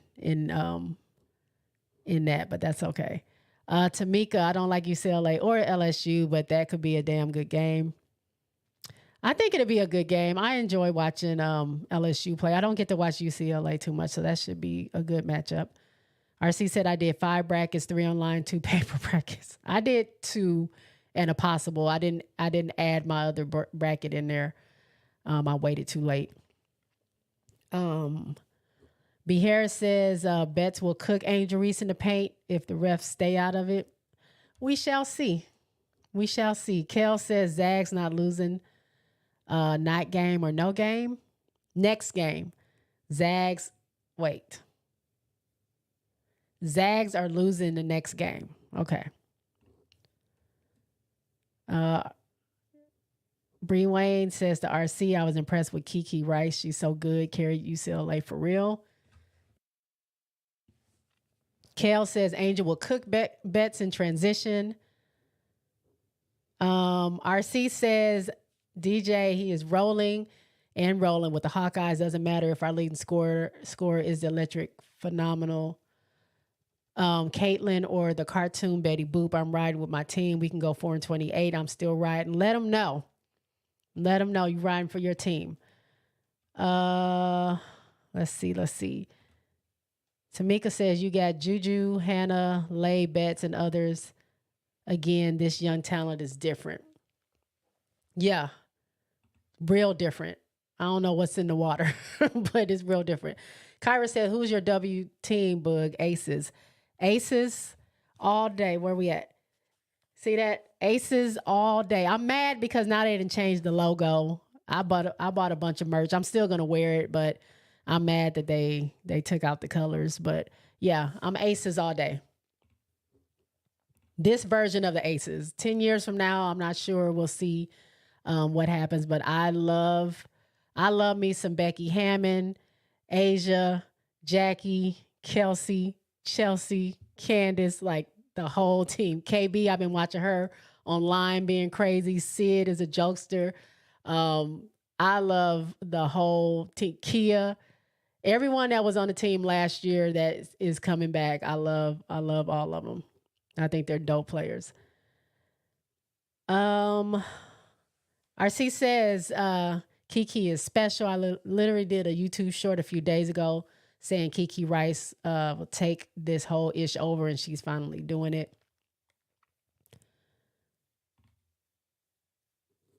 $332. Oh, I'm at 332. Okay. I'm getting some subs. Thank you guys. I appreciate it. I'm at 332, y'all. Thank you. Let's keep it going. RC says, Jay, like you say, you could only talk about Rutgers, Maine, DePaul, Illinois, or a team like that. Oh, say you can only talk about Rutgers, Maine, DePaul, Illinois, or a team like that, you wouldn't be here. You talk about the teams you love to talk about as well. We have to. Oh yeah. I don't care if my team was some unknown team. Like if that's my team, I will talk about them because that's what started this whole thing. I was literally recording an episode for my podcast in which I talk about things that interest me, and it just happened to be basketball that week, and it took fire. So that's how all this got started. Kyra says, did y'all talk about now I forget what you said, RC, how to pronounce her name. Ariefren put Stanford on her back. Yep, we talked about her getting 41 points, 9 from 9 from the line, 16 rebounds. She did the damn thing. Joe Mo, what is up? Welcome to the live. I love so far. I'm going to go ahead and subscribe and like. First time seeing you. Thank you. You know what? You get some air horns. Thank you so much. I appreciate it. I got a sub, y'all. Thank you so much. You're part of that 332. I have all these buttons over here that I never play with, so y'all might get some sound effects tonight. Tamika says, I don't trust bets. She is iffy. Doc says, yep, Raven and Lay made the young lady rethink going to the league. Now, no good for her head. Hold on. Okay, y'all are really going ham with these comments, which I thank y'all. Let me get through the rest of these slides because I do want to talk about these games, and I don't want to be on here, all night. I don't want to have another marathon live unless y'all want me to. Whatever y'all want to do, I'm here. But hold on, let me go back up here. Really quick, I'll go through these. So I found this interesting post on Instagram, and it was giving the stats of people that were voting, people that were betting on the championship winners. So everyone that placed a championship bet to say, this is who I think is going to win the championship, these were the numbers for what team got what percentage, right? So here we go. Iowa came in number one, RC. Iowa came in number one with 42.49% of the bets going to Iowa that they'll win. So of the people that bet that this is going to be the championship team, 42%, this is going to be the winner, 42% went to Iowa. 15.3% went to South Carolina. That blows my mind. Because like someone said in the comments, okay, you're going to choose a great player. She is a great player, right? Best of her time. But you're going to choose this one player for her team to win the championship over a team who is undefeated, who has been undefeated, who is on the track to possibly win this thing. And it's only at a 15%. Like, y'all crazy. Anyway, let me know what y'all think in the comments. And then number 3 was LSU if they were going to repeat. But of the championship winner bets, 13% went to LSU, 13.14. So 42.49 went to Iowa, 15.3% went to South Carolina, which is crazy. And then 13.14% went to LSU. I think that's crazy. I don't bet, but I think that's real crazy. That's not who I would put my money on. But RC is probably part of that 40%. He probably put his money down on Iowa for sure. Y'all let me know. I'll get to the comments soon as I can.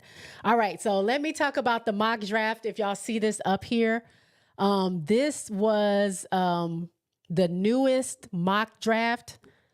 I don't know if this is official from the WNBA, but the caption said the mock draft has been redone. Some adjustments have been made, and this is the newest one. So I'm assuming this might be from the WNBA. But as you guys can see, which I got to make it big because I can't see. So we have Caitlin Clark, of course, going number 1. That did not change, going to the Fever. Cameron Brink going to LA at number 2. Number 3, Rakia Jackson going to Chicago. 4, Angel Reese going to LA. Now, previously, Angel Reese was at number 7 going to, I forget where they had her going. I think still going to, no, I guess she was going to Minnesota. But they moved her up to 4. Camila Cardoso previously was number 4. They've moved her to 5. So Camila Cardoso goes to Dallas. That is interesting if she decides to go and she gets drafted to Dallas. I talked about this last week or maybe the week before. We know that Camila was playing with her team Brazil for the Olympic qualifying game against Germany, who had the Sabali sisters on there. Satu plays for Dallas. Camila and Satu got into it. There was a little shoving match. Satu said something to her. She didn't like it. It just went left. Don't know if they have any bad blood, but it'd be interesting for them to now have to be teammates. I'm pretty sure they can put things behind them to play the game, but that'll be interesting. Aaliyah Edwards at 6 going to DC.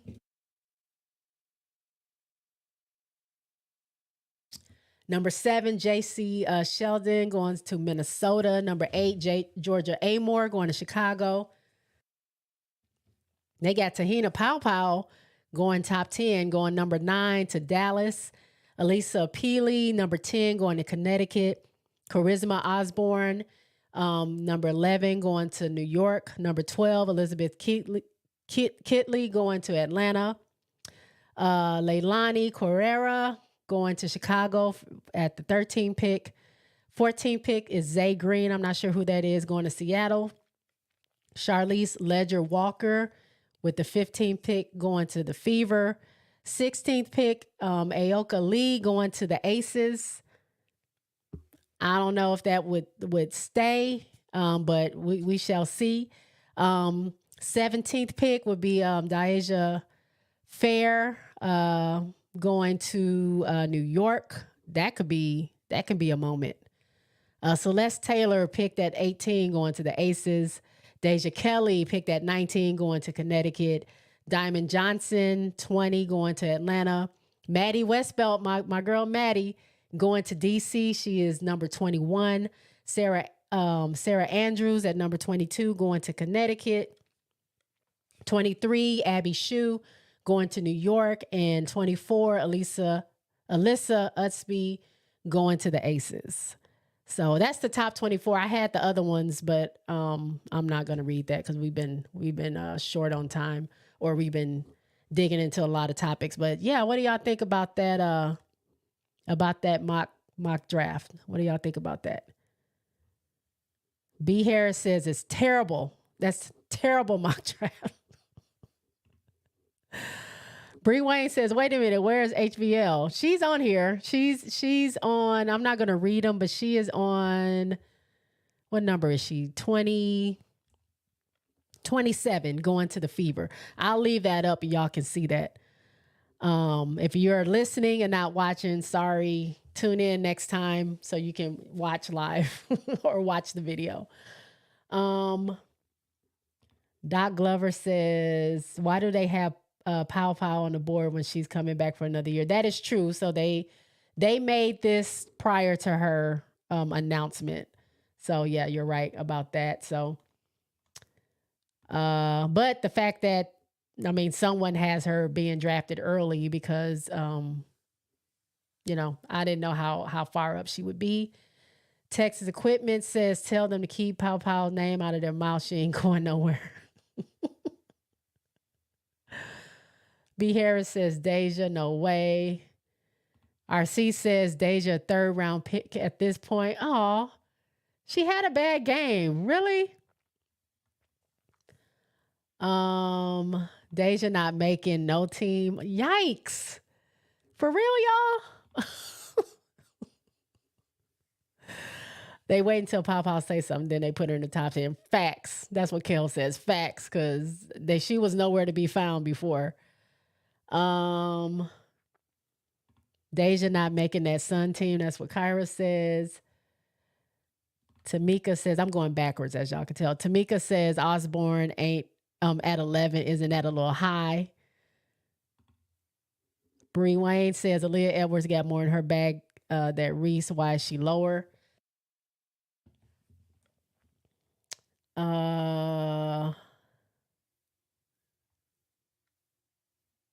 RC says, I'm glad Caitlin is going to the WNBA because the fans of the WNBA are not as rough as the deeply emotional NCAA fans. I mean, WNBA fans could get a little rough too, but they're probably not as invested with her yet. I don't know. Indiana might have something to say. Tamika says Deja Kelly is still missing, so she not going in the second round. Wow, y'all. Oh, hi, Joseph. Joseph, welcome to the show. Joseph says, new to this, but I love your content. Thank you, Joseph. Thank you. I really appreciate it. Jonathan. Hello, Jonathan. Pow Pow is returning.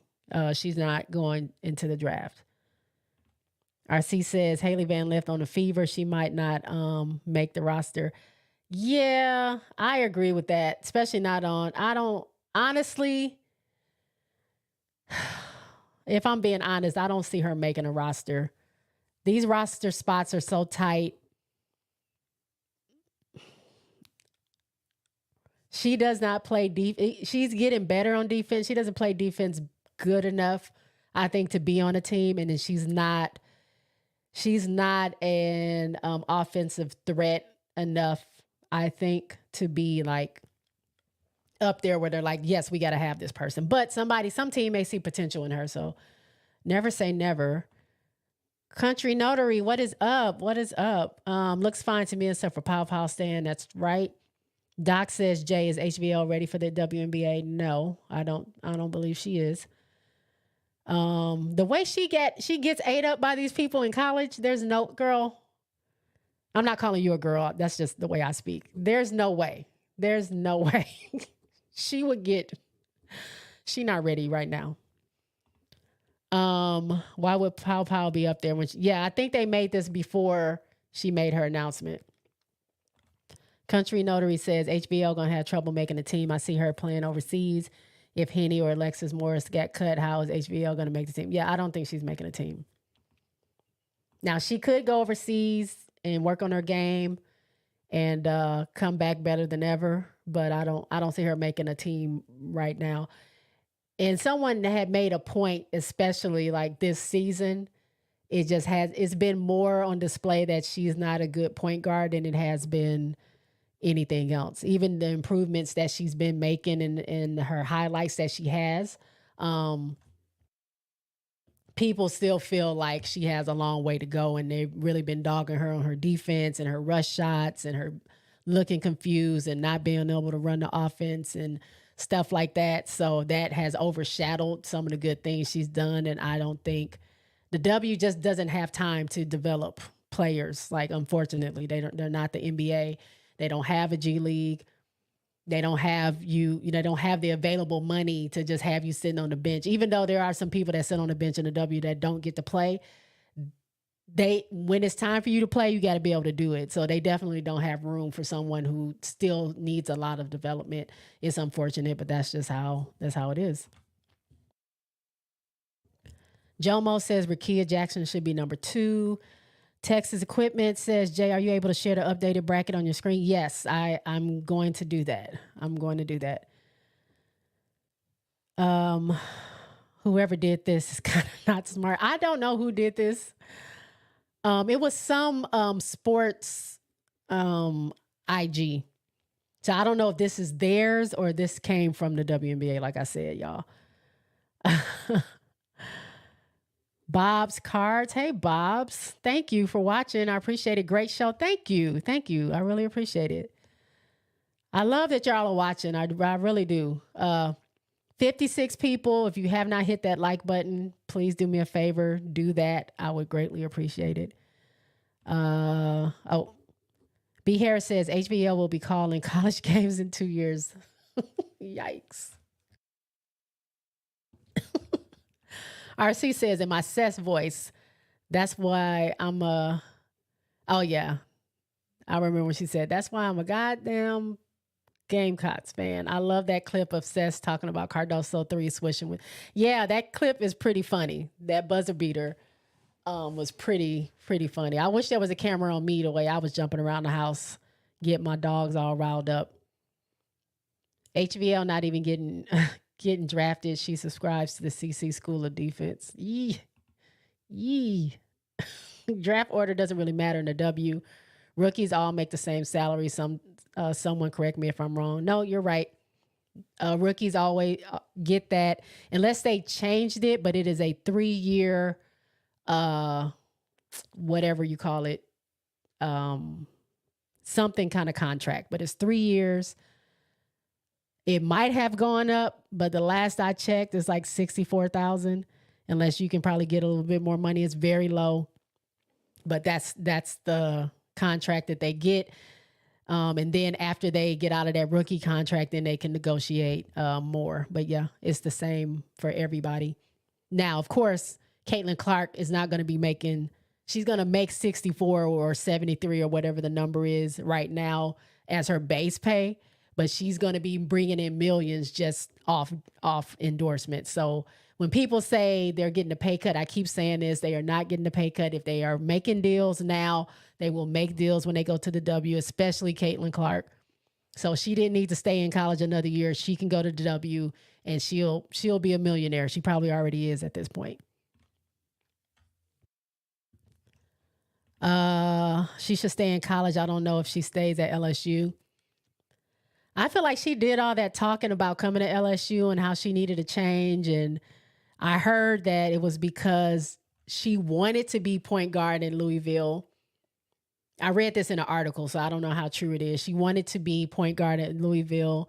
They were going to give her the opportunity because she wanted to learn a different position other than the position she was playing. Louisville got a transfer in that was a point guard. That's who they were going to use. She got upset. She went into the portal. She went to LSU to be the point guard, and here we are now. UCLA and Kiki Rice and Charisma Osborne better take it to HBL nonstop until Mulkey pulls her out.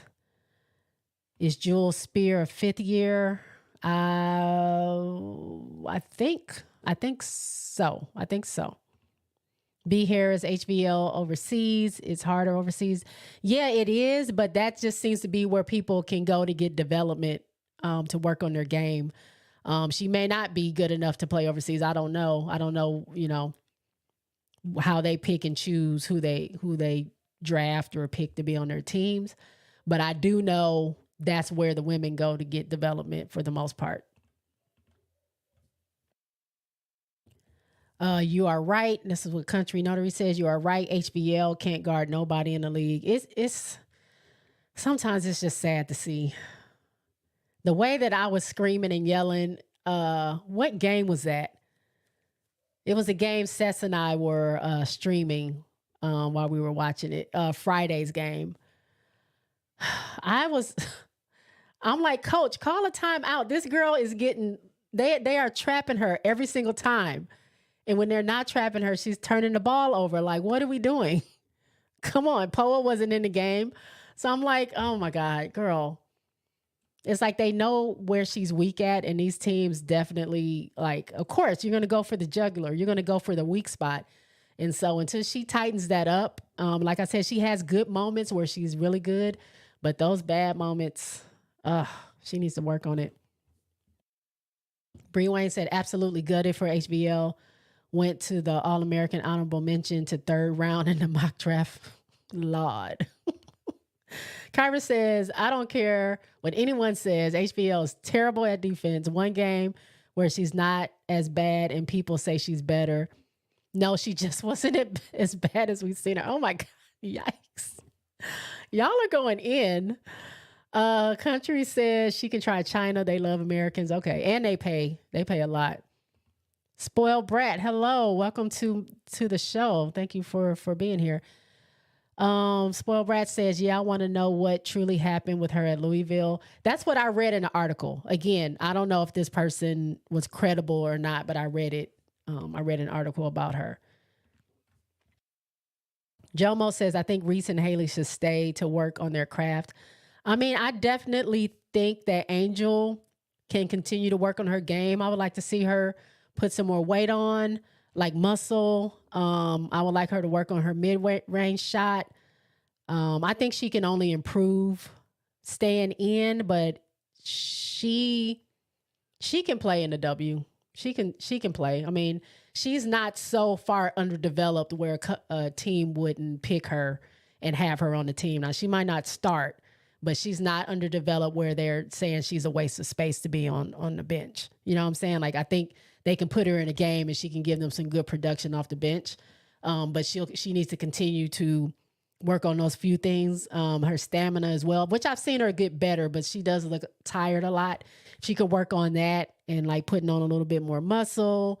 And then, like I said, her mid-range shot, she can be something. I don't think she needs as much development as Haley. Thank you, ma'am. Thank you. RC says Clark gonna get an able body and stands to play defense. She's capable. Now Haley, no commentary on that one. Yeah, we just need her to play defense. If she played defense, she would be, if people can believe it, better than she is. I, just like Seth was saying on the show, I enjoy defense. Defense is what wins games.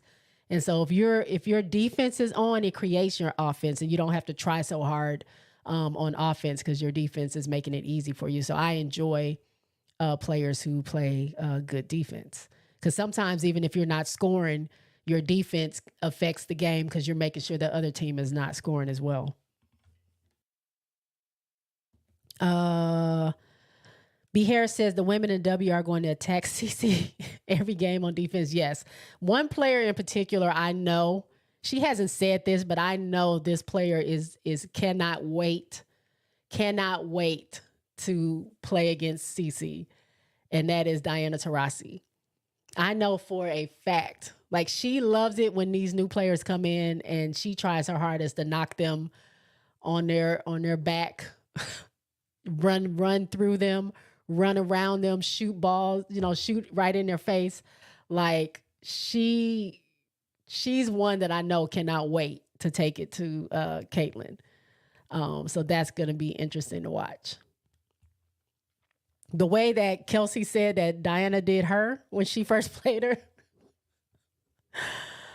And Diana is older, like for WNBA standards. She's 41, I believe. So a lot of young players think they can go up against her, but she waits. She lives for that. Kyra says that they say China pays the most. That's what I also heard. Country says, yes, Kyra, that's what I've seen over the years.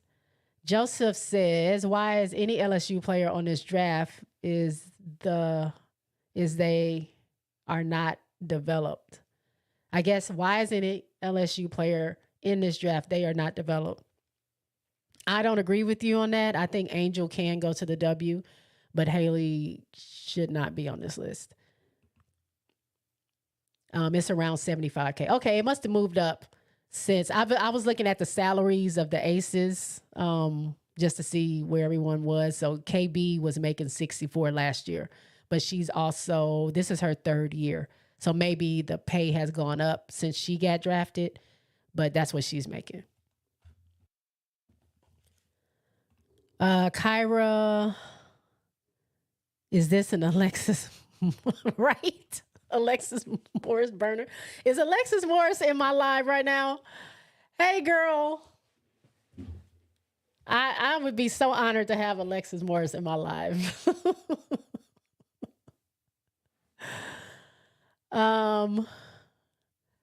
Country says, right, but draft order wise, it doesn't matter. Yeah. Spoiled Brat said, oh, wow, never knew that. Doc says, to me, HBO always looks like she's out of place. She looks lost a lot. And maybe that's just the way her face looks. I don't know. She just doesn't look like she really knows what's going on. When she looks most confident is when Poa is in the game and she's playing her regular position of two guard. She looks like she knows what she's doing. But when she has to direct the offense and when she has to play defense on a good player, it just doesn't, it's not the best looking. And that's my team. I love LSU. But yeah, I can also be honest and truthful in what I see. HBL basketball IQ is very low. I don't understand. Well, I mean, I guess whatever she did at Louisville, I wasn't watching her then, so I don't know. Maybe that was like a bright light of what she was doing over there, and they thought it would translate to LSU. Lay with the butter with top 5 if I was a GM. Oh, yeah. Lay with the butter. And, I mean, she's improved so much in this season because she was not great at defense in the beginning of the season. And Don sat her and said, no, we're not doing that. This is not a show. We're here to play a game. She took that message, she worked on it, and now look at her. She's amazing. The same thing with Flage. Flage's defense is really good as well. RC says Caitlin would make $25 million in her rookie year. Possibly. I mean, she already got what? State Farm. Who's her shoe company? Nike. I mean, she's making bank. I mean, she above everyone else would make probably the most money because of who she is. And America loves that type of person. So yeah, I can see her making a lot of money. When I watch HVL play, she reminds me of how I used to look before a college calculus final. If y'all ever seen that video, that meme where she's like in the huddle and she's like, huh, what? She doesn't know what's going on. And like no one's stopping to explain it to her. She's just like looking confused. That's me. That was me in college. Like you said, that was me in college when I had stats and I could not figure it out to save my life. What do you mean? Wait, where's that number coming from? They're like, we don't have time. Talk to me after class.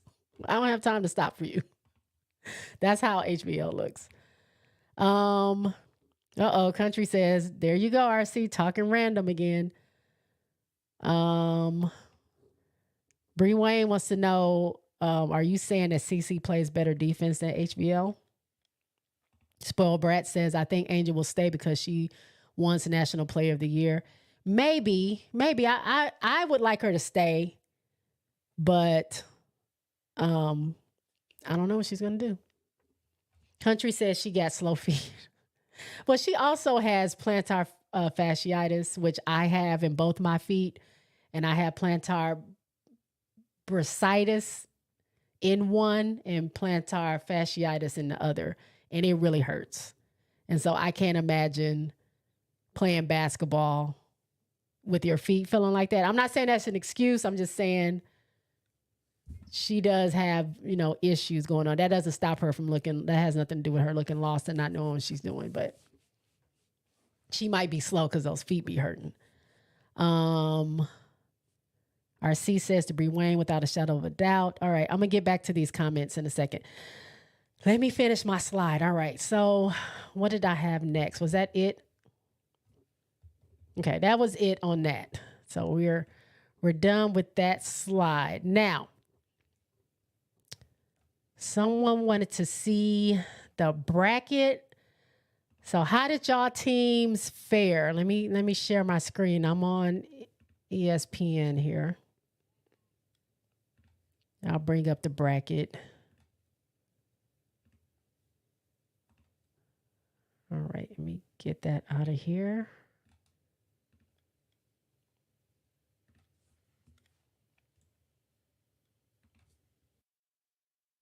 All right, I hope y'all can see that. But this is the bracket here, and I don't know why USC is highlighted on here, but they are. I didn't highlight them. But let's see. Sweet Wait a minute.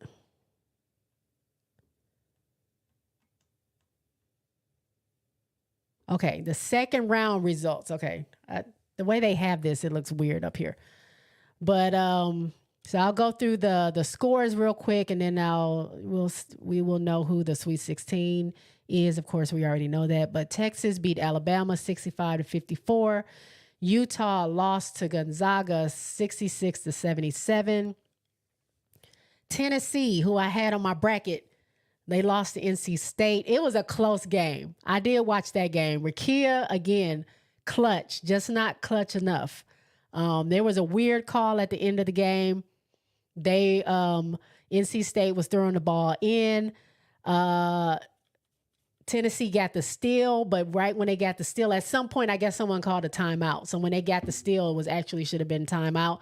They got the steal, made a score, but then they said, no, that didn't count because someone called timeout. And their poor Coach Kelly, she be going through it. That poor lady, little heart was just broken all over again. But yeah, they lost 72-79. Iowa State lost 81-87 in overtime. We talked about Kiki getting those 41 points. On the other side, we have Iowa beat West Virginia 64-54. Colorado beat Kansas State 63-50. I picked Kansas State, so that messed my bracket up as well. Mississippi, Middle Tennessee lost to LSU 56-83. That game, I was not happy with the first half of LSU. They brought it back in the second half and ended up, the score doesn't really give like the whole story of the way the game went.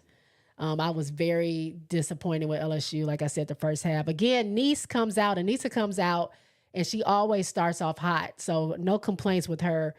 She does kind of not get lost, but if her offense isn't working, she goes more to the defensive side. So she's kind of quiet scoring the second half of games, I'm noticing. But it's just, as a team, the way they played Friday was so sorry. I didn't know what was going on. They didn't look like they had energy. They didn't look like they wanted to be there. Everyone seemed like they had an attitude. There wasn't a lot of communication going on. I don't know what was happening. And then they come into this game, and I thought like they were going to say like, okay, Friday we had a bad game. Let's pick it up. And it wasn't picking up. Like, it was okay. They had the more energy, but it just wasn't what I thought it was going to be. And I mean, Middle Tennessee was sticking with them. So, I mean, they're not a horrible team. So I want to give credit to them as well. But anyway, LSU 83-56. And then UCLA 167-63. They beat Creighton. USC beat Kansas 73-55. I did not get to watch that game. It came on late, so I don't know much about that game. Baylor beat Virginia Tech 75-72. Syracuse lost. That was kind of heartbreaking to see Deasia Fair just that was her final game. She was very emotional. So UConn beat Syracuse 72-64. And then Duke, which again busted my bracket, they beat Ohio State 75-63. So Friday and Saturday is the Sweet 16, and we will have South Carolina against Indiana, Oregon. Oh, wait, did I miss? Y'all didn't tell me I missed this whole section. Did I say Nebraska beat Oregon State? Nebraska lost to Oregon State 51-61, and I didn't even say about Notre Dame. Notre Dame beat Ole Miss 71-56. Let me tell you about my team, Notre Dame. They came to play. Like, I'm going to be honest.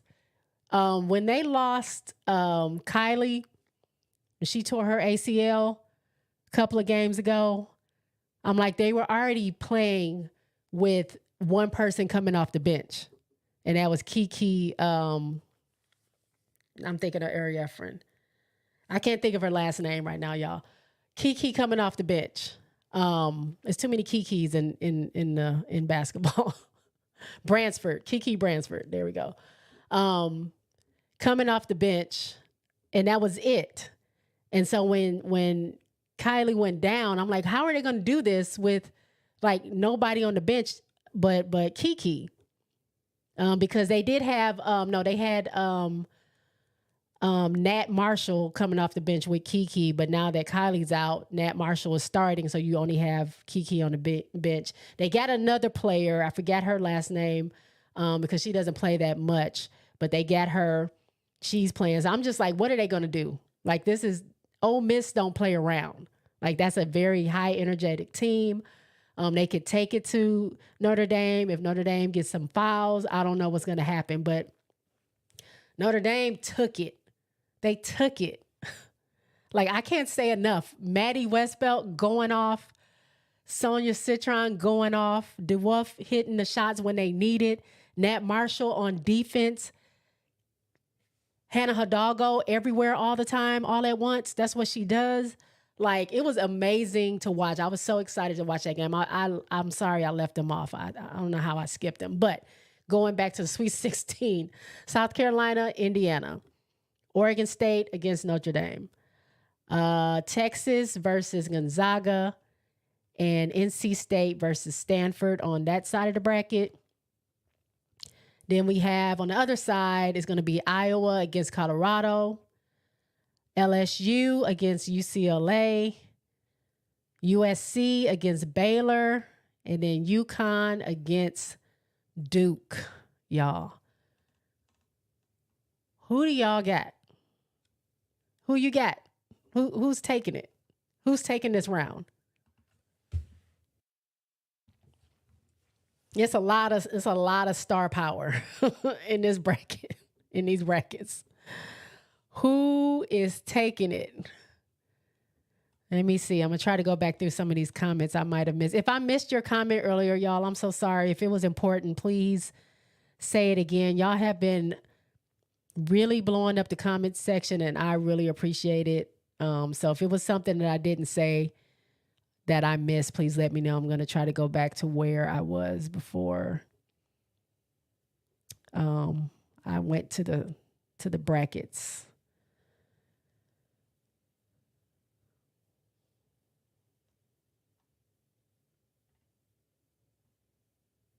I'm almost there. Okay. Country said, when I watch HVL, she reminds me of how, oh, we already said that. I said that.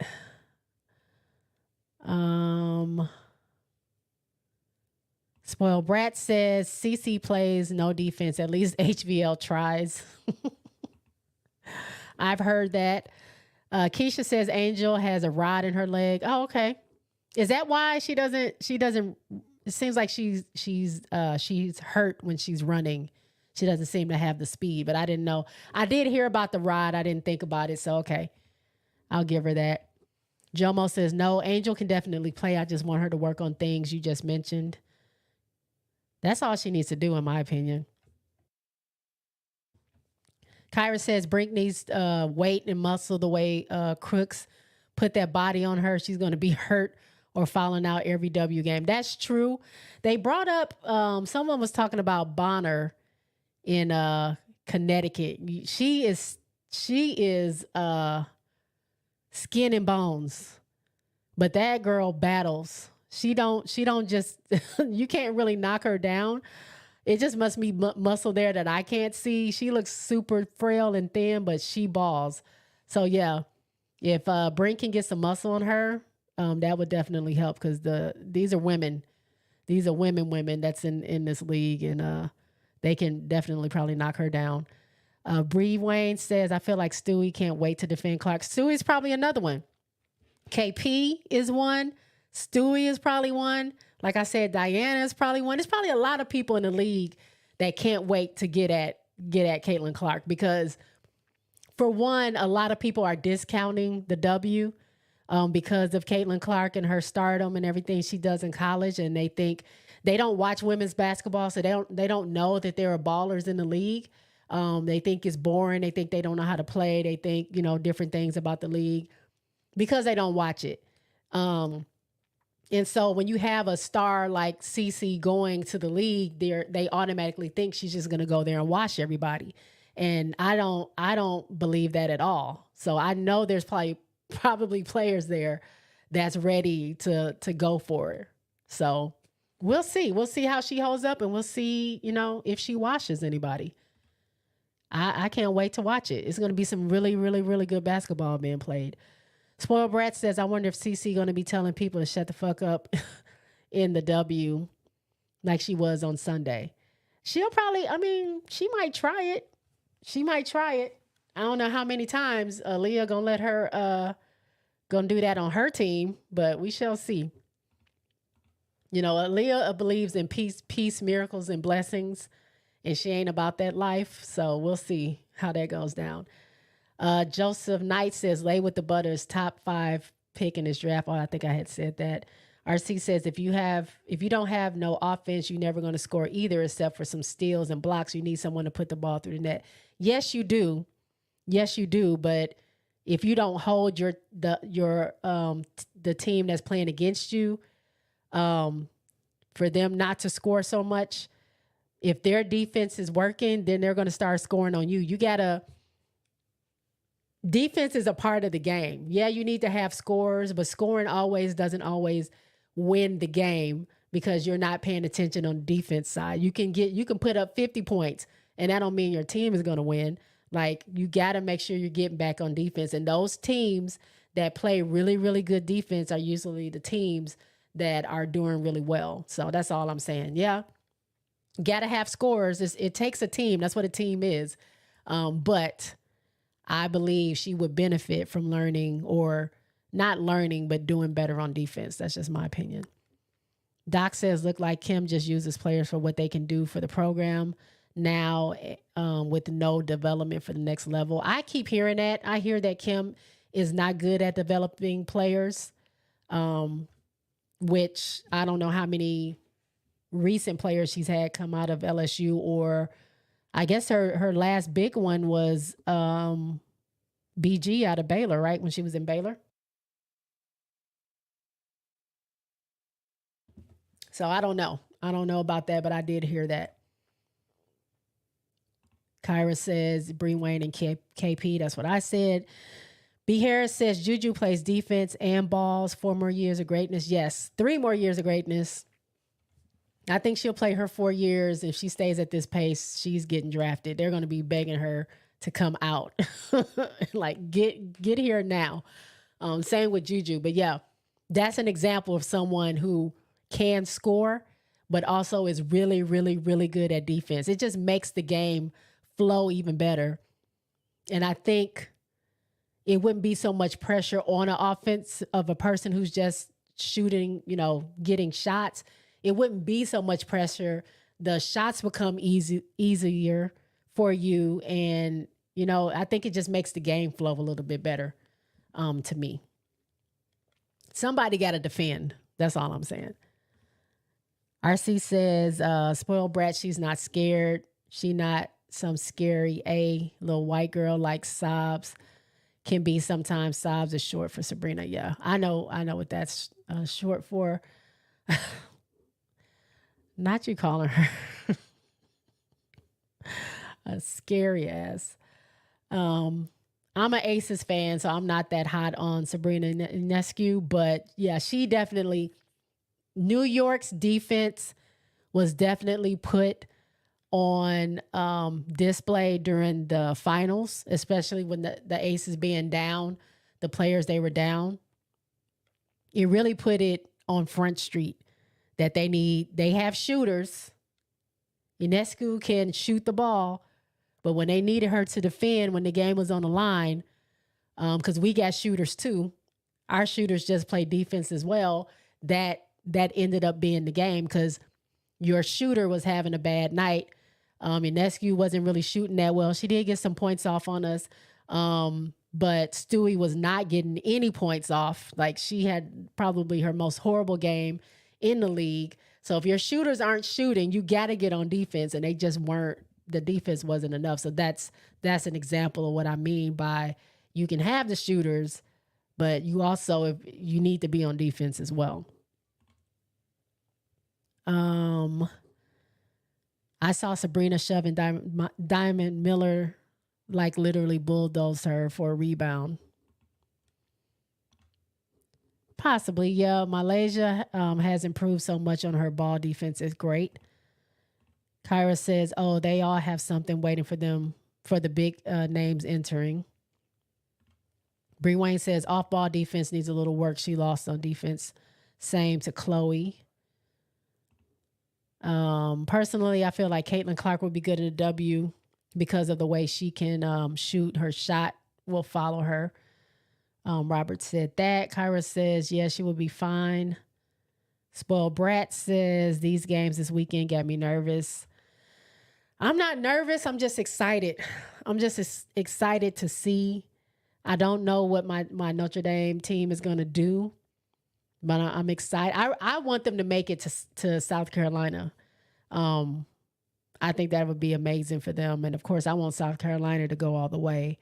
LSU, if they can pick up their play and play like they were doing the last couple of games of the regular season, I can see them being, if they make it through this round and Iowa makes it to the next round, I can see them being really big competition for Iowa.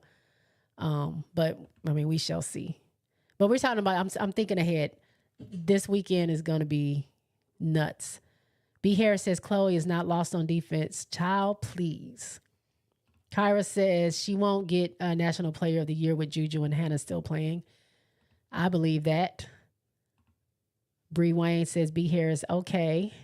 Sure, that's why she's been benched for now. Uh-oh. Are we talking about my Chloe? Now, not too much on my Chloe now. She working on it. She working on it. She had a good game. She had 21 points on Friday. She led the team. And she played some pretty good defense. She did okay. Kyra with the eyeballs. What's that mean? Spoiled Brat said USC out of the eyebrows for Spoiled Brat. Spoiled Brat says, isn't USC going to a different conference? They'll have a way better, tougher schedule. I believe so. I'm not 100% sure on that. RC says they're going to the Big Ten. Oh, there's your answer. They're going to the Big Ten. Bree Wayne, she playing 15, 18 minutes a game. Come on. Country says my bracket was shredded. I have 3 second chance brackets now. Well, my second chance bracket took over my first bracket. So that one is the one that I'm actually doing well in. But come this weekend, I think it's gonna disintegrate. I made too many bold choices, and we'll see. It might pay off, but we'll see. Joseph says, please put this into the atmosphere. SC has TLC. Tessa, Lay, and Chloe. There we go. I like that. Bree Wayne says, and why does Watkins play more minutes than Chloe? Answer, defense, because Chloe is great offensive weapon, but limited, still learning off-ball defense. B. Harris says, Coach Kelly, respect her heart and fight. Yeah, I respect her, and I respect her feelings. I just feel like she just looks like she just be going through it. I feel bad for her sometimes. Okay, Bree Wayne and B. Harris going back and forth about Chloe Kitts. So I'm going to let them have it. Doc says LSU did look a little fatigued. Yeah, Friday, I don't know what was going on. I did not like it. Good thing I really couldn't pay full attention to it because me and Seth were streaming. So I couldn't give it my full attention like I normally do, or else I probably would have been super heated. Spoiled Brat, UConn is playing well. Yes, they are. Oh my gosh. B. Harris says UConn is playing tomato cans so far. Come on, tomato cans. Come on. Country Notary says Fair had to play better in the first half for them to win. Okay. I didn't watch the whole game. I only watched near the end. Country Notary says KK. KK who? KK, not Kiki. You're right. KK Bransford. My bad. Sometimes I be forgetting, y'all. Don't charge me. I'm just a regular person. RC says, Jay, I love to watch a lot of different players and teams. Definitely. It's just hard sometimes during the season to see every player and every team I want to see play. I agree with that. I get it. It's hard for me. I watch 3 teams and I can barely do that. So shout out to y'all that watch multiple games and follow multiple teams because it's hard. It's so many teams in college. It's so hard. Pause. 58 people, y'all. Go ahead and hit that like button if you have not already. And if you like what you see, give me that sub. Trying to get to 500, but I need to get to 400 first. Joseph says ESPN exposed LSU and Iowa for the free throw discrepancies. The fix is in. I've been hearing that. I don't know if I agree fully, but I don't know if I don't agree because I like LSU. And I might be a little biased. So I'm just gonna say I don't know if I agree, but I don't have a rebuttal for you. So we'll leave it at that. RC says Ashlyn Shade and KK Arnold, they're definitely nice. The role players are really helping Paige Butters out. Ashlyn Shade. Kyra says, after y'all write that comment, hit that like button for your girl. Yes, thank you. Listen to Kyra. Go ahead and hit that like button for me, please. RC says, the minute Iowa and UCLA don't make it, I'm straight up scheduling some trauma therapy. You'll be okay. You'll be all right. Keisha says, I have LSU. Okay. Kyra says, like button, y'all. Like button. There's 61 people in here. I don't know how many likes I have right now, but I should be in the 50s at least. I should be in the 50s at least, y'all. Even if you're coming in and going out, come in real quick, hit the like button, and then you can head out. William Young, hello. William says, South Carolina, Colorado, Notre Dame, Texas, Stanford, UCLA, LSU, UConn. You watch all those teams? That's a lot. B. Harris says, Iowa, 32 free throws versus West Virginia 5. Unbelievable. Yeah, I don't argue that. That does look a little lopsided. Kyra says Bonner is a good comparison, but DB is a dog. Yes, she's different. I've been Brink. Maybe you said I bet Brink get bodied. Bonner, yes, she is a dog. I mean, like I said, when I saw her, I'm like, this girl is skin and bones, but I ain't seen nobody knock her down. She gets in there and battles with the best of them. Spoiled Brat says 14 out of 16 of Iowa's points in the fourth came from free throws. That's crazy. Keisha said, nope, she will not. Spoiled Brat says Colorado over Iowa. William says that's Auburn's issue. Great defense. No one can really score consistently. Yeah. So scoring can also be an issue. I just think you have to have balance on your team. And I think defense is a big part of how your team's end result is going to be. If you don't have shooters, you don't get points. But if you don't have defense, you're never going to get, you're going to get blown out and you're not going to win the game. So you got to also keep that in mind. Spoiled Brat says Alexis and Deja was drafted last year. Oh, from LSU, but they got waived. Yeah, I heard that.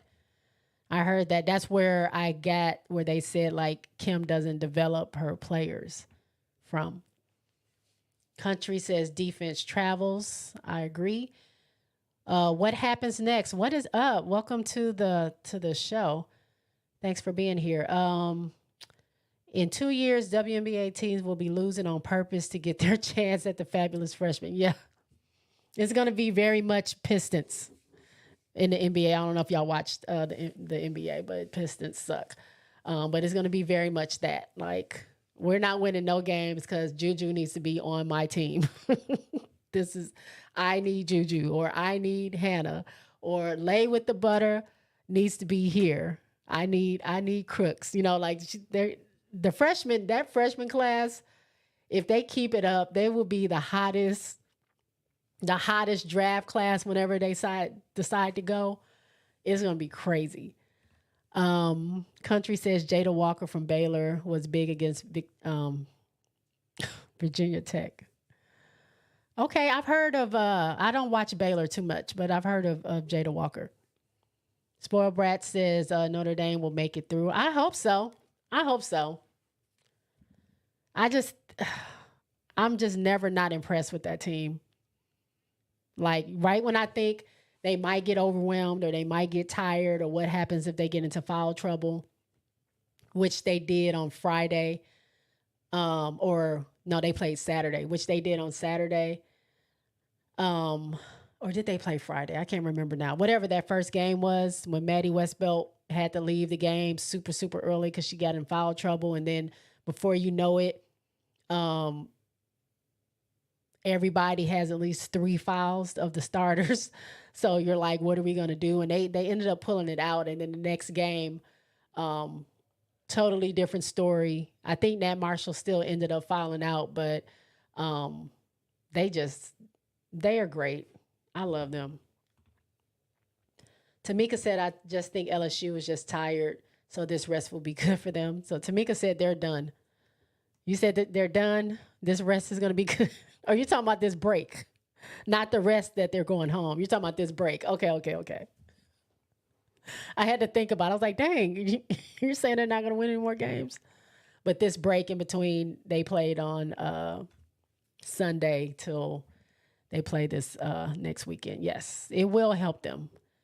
Yes, the Pac-12 is dissolved, says William. Jomo says, speaking of defense, Clark isn't good at defense. They will nag her in the WNBA big time.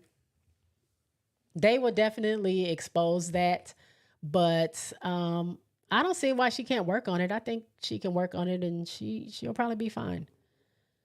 Nadia Price, hello and welcome to the live. Asking for a friend.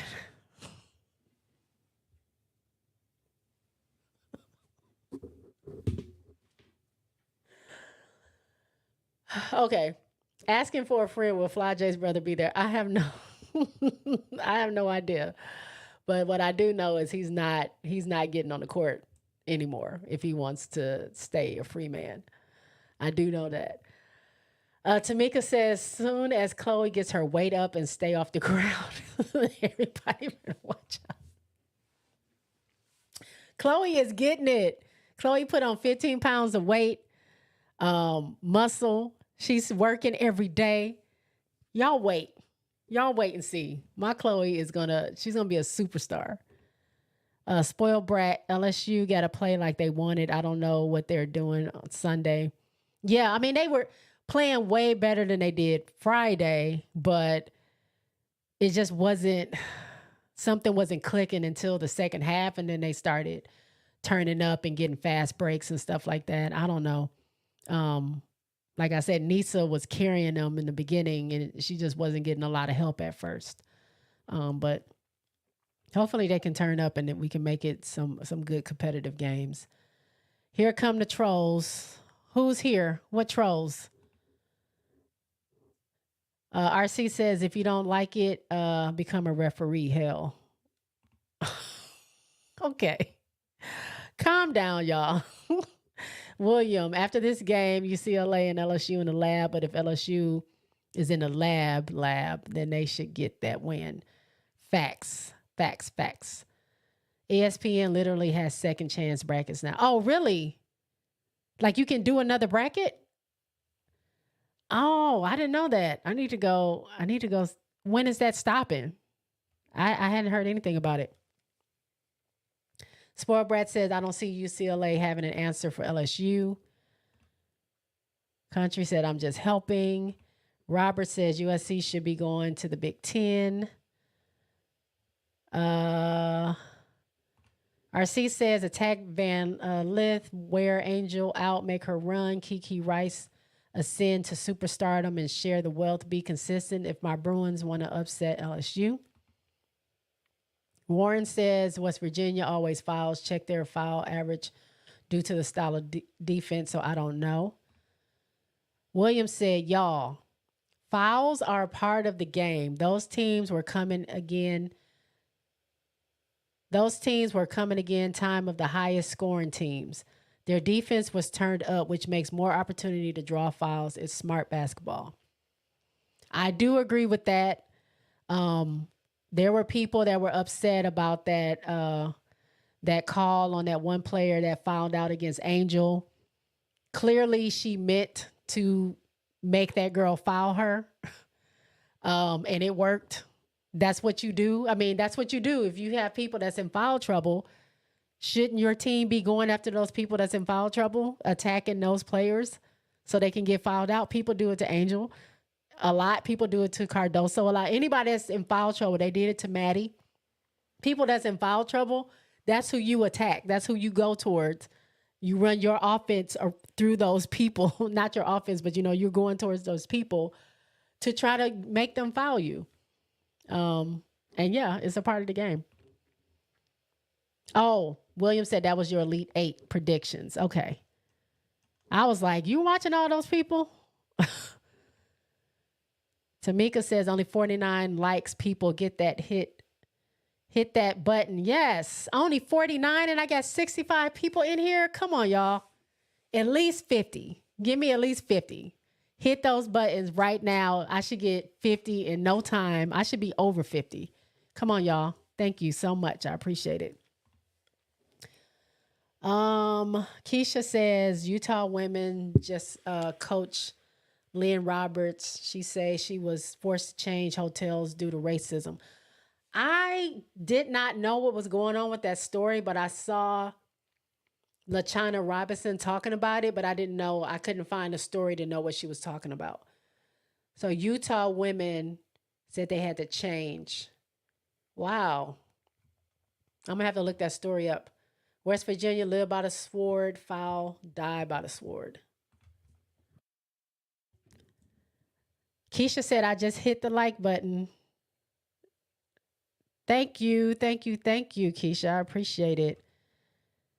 Thank you so much. Warren says Iowa played zone and West Virginia perimeter shot did not drive. RC says, yeah, we got a foul. We got fouls in our favor, but we went to the charity stripe and made the free throws too. That matters a lot. Yeah, making your free throws does matter. Keisha says Colorado had a chance because the game is not in Iowa, but they can't have a slow start, jump on them early. Yeah. I don't like slow starts. That irritates me. Like I want you out there running and gunning. That's why I was so happy with South Carolina this last game, because probably the last 4 or 5 games of their regular season, they were starting off slow. And even a little bit in the conference tournament, not that they weren't, coming in the second half and just blowing people away, but they were starting to have these slow starts. And I just don't like it. I don't like when you have to play from behind when I know you're capable of playing better than that right away. And they have the depth to do it. It's not like they're going to get tired. So I love for teams to just come out and hit it. But you got to have the stamina, because there's also teams that come out real hard and they're playing so hard that by the time the third quarter comes around into the fourth, they don't have any gas left in the tank. So there's a balance, and you kind of got to be smart about it. You got to know your team. But for me, I do enjoy teams that can come out fast and like hit the teams, but also can have the stamina to sustain that. Because nobody likes playing from behind. Like, I'm sure that's so taxing on a team. Just get it over with. Robert says, I agree with Country Notary on Fairs. I stopped watching because she wouldn't shoot in the first half. Okay. I didn't see the first half. Joseph says the only way South Carolina loses to Indiana is if the plane doesn't land. Oh my God. Wait a minute. That was dark. Wait a minute. But South Carolina can lose if they get tripped up and don't play their style of basketball. So in my opinion, the only team that can beat South Carolina is South Carolina. Because when they're on all cylinders, it ain't stopping. And Fawali said, "This is my moment. Like, I ain't scared. I ain't never scared. I'm a freshman. I ain't never been here. But people telling me, this should be a big deal because it's my first tournament. And I'm telling you, give me the ball. I'm ready." Her and Tessa. And they throw Chloe in there too, even though she's not a true freshman. But they're not scared. I mean, it reminds me of, I don't know if y'all, I might be, well, I know I'm aging myself, but I don't know how many people used to watch The Cosby Show. But for those that didn't, Raven Simone was on The Cosby Show. She was like 4 years old or something like that, 4 or 5. She played this character, Olivia. And Denise, which was one of the Cosby kids, or the Huxtable kids,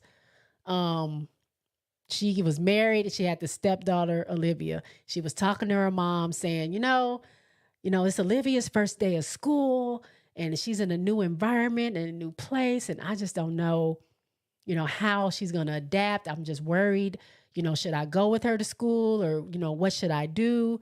And just all worried. And Olivia came down those stairs in her little backpack. And she said, "Denise, just point me into the direction of that school and I am out of here." That's full Wiley. Like, she don't care what a tournament is. She don't care the bright light. She don't care what cameras are there. She says now is her time. She just wants the ball. And that's what she's doing. And she is doing amazing on both ends of the court. I am so proud to see her development. Like I said, over this season, it's been dope. Like, I can't say enough about South Carolina and just what they're doing. And that's not even adding in Raven or Breezy or Watkins or Cardoso. Like, they have so many weapons. Like, the only team that can beat them is them. That's all. Warren says Colorado has a great chance against Iowa because Iowa's not playing well so far this tourney. What happens next says Alicia Gray was the Athletes Unlimited MVP. Oh, okay. Amari made all defensive lists. I love to follow SC pros. So did they already have their championship game? Because I saw that was happening. It was championship week, but I don't know if they had their game yet. But yeah, I heard Alicia had been balling. She was balling out this season. I didn't get a chance to watch any of the games because it's just too much going on. But I heard she was doing well. I do follow them, so I see like the updates. Tamika says Notre Dame needs some bigs. Yeah. I mean, Nat Marshall, Kylie, sometimes Maddie Westbelt, they do fine in the post. I wasn't watching last year, so I don't know. Like, they have 4 other players that are hurt, 4 or 5 at this point. So I don't know if any of them were post players. I know Olivia Miles was the point guard. But yeah, they can stand to use some more bigs. Definitely. Bree Wayne says, LSU tired? Didn't they have the same break everyone else? They're going to have another break. Let's see how they come out looking Sweet 16. They better come with it. I'm going to be so upset. Kyra says, to be fair, college coaches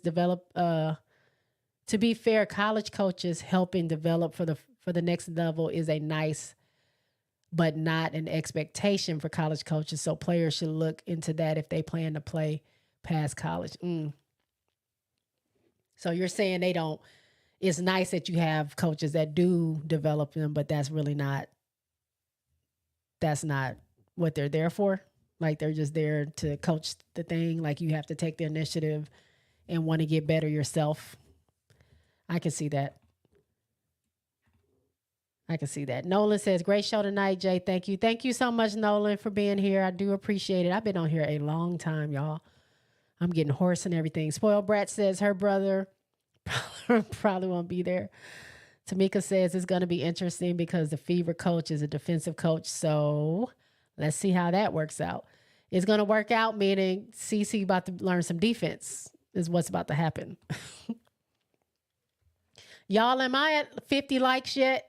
Can somebody let me know, am I at 50 likes yet? Because there's 72 people in here, and I would like to be over 50 with these many people in here. I thank y'all for being here. I do appreciate it. Also, if you're not a subscriber, go ahead and hit that subscribe button. There's a lot on the J-Spot Network, not just sports. I do a lot of other things. Check it out. Tamika says, again, I'm not an LSU fan, but them girls log a ton of minutes. Mulkey did them no favors by not developing a little bit of bench. That's what I also think. It's just, and all coaches have their own rhyme or reason, but for you to have, what do they have? 7 people that can play? Or 8 people? So you got 4 to 5 people at one point that you're just never going to put in the game unless it's like a minute. You have blown out the other team. It's a minute left and you can just put them in the game. I see them on the floor. And as much as I like LSU, they're not good. And I don't think it's they're not good because they're not good players. I think they're not good because they don't look like they get the same amount of practice. I don't know what it is. They don't get enough real game time experience. Something is wrong because you put them in the game. There was one game they put them in for a minute and a half and they turned the ball over like 3 times in that minute and never scored. I'm like, what are we doing? I wonder about that. Country said, well, duh, RC, if you get 32 free throws, you're going to get the points. Hey, come here. You got to go sit down, bud.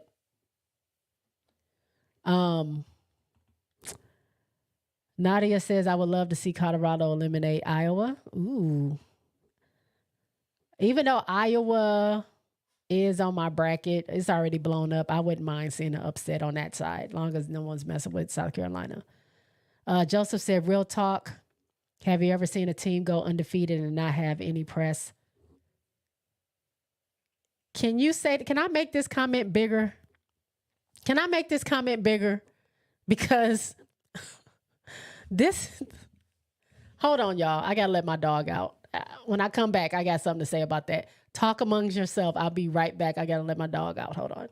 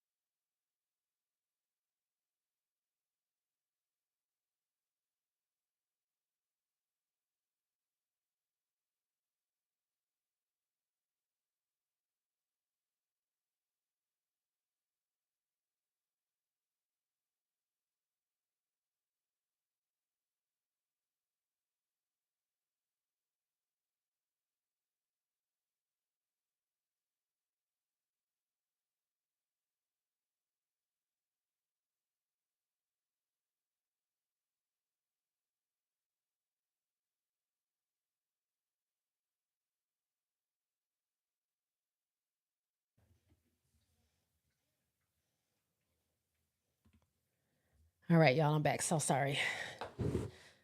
Dog said, I don't care what you're doing on this computer. We need to go outside. So I had to let them out.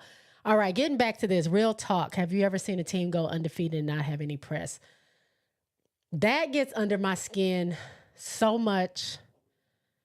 I see Dawn getting interviewed by some like not local, of course, local sports stations and things like that. I see it happen online, but I don't hear enough talk about South Carolina and the things they're doing. I only hear about it from the commentators in game. I hear about it from the commentators during halftime, and then if they do posts or pre-shows or whatever, they talk about it. Those same commentators are online. They're tweeting it out and making posts. So I hear it from them. But that should be something that everybody is aware of and knows and is celebrating. How phenomenal is it to have a team lose all 5 of their starters? Everyone but one went pro, I believe, went to the WNBA. They were undefeated then too, but they didn't get the chip. They come back ranked number 6, I believe, because nobody thought they would, be much of a team with, freshmen. And you did have a couple of experienced players, but none of them were starting. None of them seemed to be making like huge splashes according to them. So they didn't know what to think. And then this team goes and blows out like the first 15 people they play. Like just blow them out of the water. And they continue on their run. And they win the regular season as the champs. They're undefeated. Even when they had adversity, even when they had slow starts, even when the games were close, nobody can seem to beat them. And then they go to the SEC champion tournament and they get challenged there and they win that. And they're still undefeated. And now they go into this tournament undefeated. And I don't see ESPN parked in their locker room. I don't see ESPN talking about them. I don't see Fox Sports talking about them. I don't hear a lot about them on, anybody's sports show. They talk about Caitlin. They talk about Iowa. They talk about Paige Beckers. They'll talk about Kimber Brink. They'll mention Fawali sometimes. The only time they mention Cardoso is when she hit that shot, and then when they had that scuffle. It's crazy. Any other team, I feel like, that would be undefeated, if it was like UConn or something, they would be the story of the tournament. At least one of the top stories, and it's just not. And that upsets me. Because Dawn deserves more. That team deserves more. And it's just not cool. So sorry to get on my soapbox. That kind of got me heated. Because I agree with you, Joseph. That's crazy. Kyra says you got to ignore most people. Most of these people in their comments, they're just learning basketball. Facts. Tamika says, yeah, the story got very little coverage. I hate that. Spoiled Brat said, because it makes the NCAA look bad. Yeah. I mean, we are much more than Cece. Like, she's great. She's amazing. But there's so many other stories. There's so many other great players and great teams that they just don't get the look. Mainly because people are interested in women's basketball. It's proven. The ratings are up. People are watching. People are going to these games. But these outlets don't believe, for whatever reason. So they're just catching on to the one thing they can catch on to, and they're not worried about anything else, which is a disservice, honestly. I see 55 likes on my side. Okay, 55. That's what I'm talking about. Thank you so much. Keep it coming.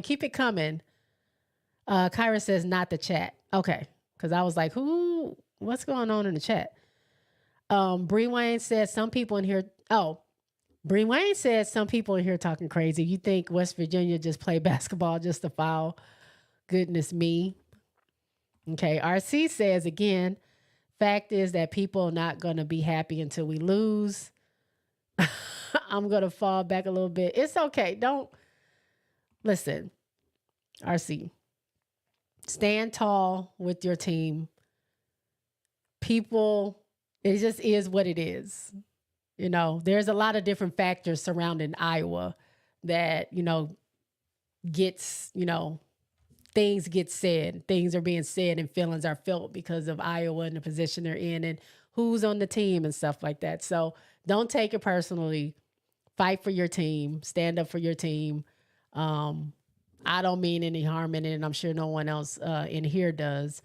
But, it is what it is. Look, I had to stand up for my aces when people thought we weren't going to win and people hated on my team all the way through the playoffs. And I got clowned in my own comments. But I stood tall, and guess what? We came out winners. So you're good, RC. Don't let it get to you. Bree Wayne says SC had slow start due to starters. Right now, Dawn is subbing fast when starters offense gets stagnant. Just my observation. I agree with you. She definitely subs early now, but that is just a testament to what she has on the bench. I think what the bench scored, was it 51 points to 0 this last game? 51 points. Now, Lay with the Butter had, what she have? 20? Did she have 21 or something like that? But still, they had a stat that said South Carolina didn't even have to score the second half, and they still would have beat North Carolina because they had more points in the first half than North Carolina had the whole game. That's crazy. That's crazy. But yeah, that's just a testament to the players she has on her team and the work that they put in, that, if the starters aren't producing, she has several different options of other players that can. Joseph says, RC, thank God Iowa was on the other side of the bracket. Go SC. We want all that smoke. I would like to see South Carolina and Iowa, even though I don't know if I really want that, but I kind of do. I kind of want that. What did you do that for? Warren says, no, West Virginia doesn't play just a foul, but their defense style can be exploited to draw fouls. Texas says, Jay,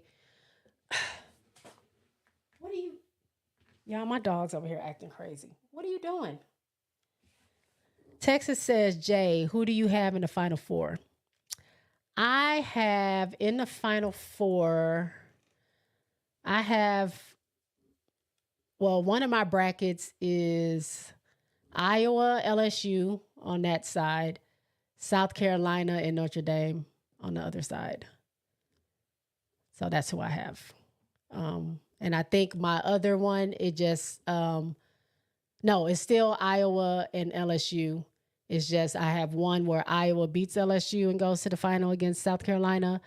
And then my other one has LSU beats Iowa and goes to the finals, or Iowa beats LSU and goes to the finals.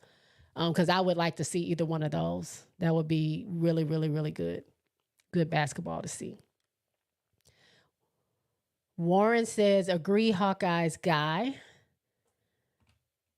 Kyra says, people be trolling, RC. They definitely be trolling. Just don't feed into it. Don't feed into it. RC says, good luck. At least y'all got an all-star. RC says to Joseph, good luck. At least y'all have an all-star team. Robert says, I agree, J-Spot. South Carolina will lose if they beat themselves. Yep. Spoiled Brat says LSU starting 5, haven't played all together in weeks. They're just getting into the groove. Tamika says, I'm telling you, it's something in the water in South Carolina. The current and former players just ball no matter what. I like Dawn Staley, or I like Dawn say the standard is the standard. RC says, mine says you have 59. 59? Y'all, this is probably the best I've done in a live. I really appreciate y'all. I really do. Keisha says one athletics official said people drove up to the team in trucks and yelled the N word. What? That I'm gonna have to find that. 61. That's crazy, y'all. 61. That's amazing. I'm not sure what that's for.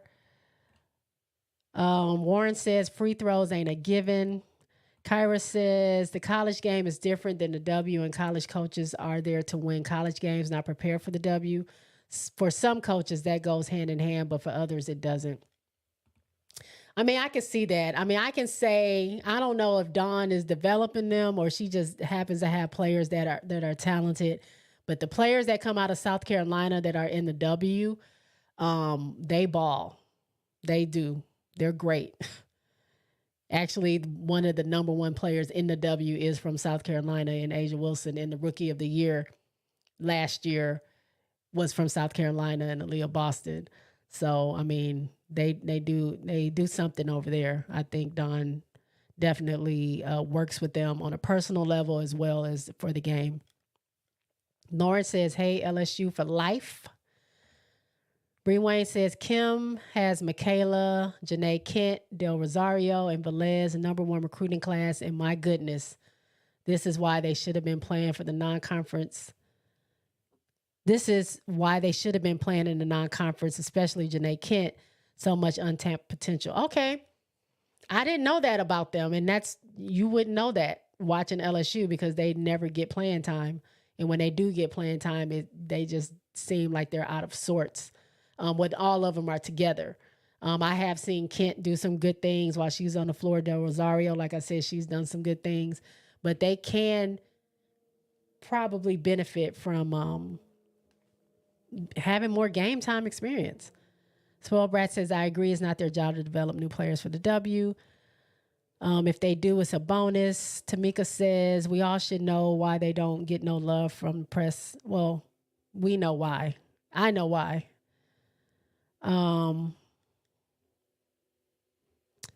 Nadia says, how about develop them enough to get into college games? That's a thought as well. Right. Can they at least play at a college level? Can we do that?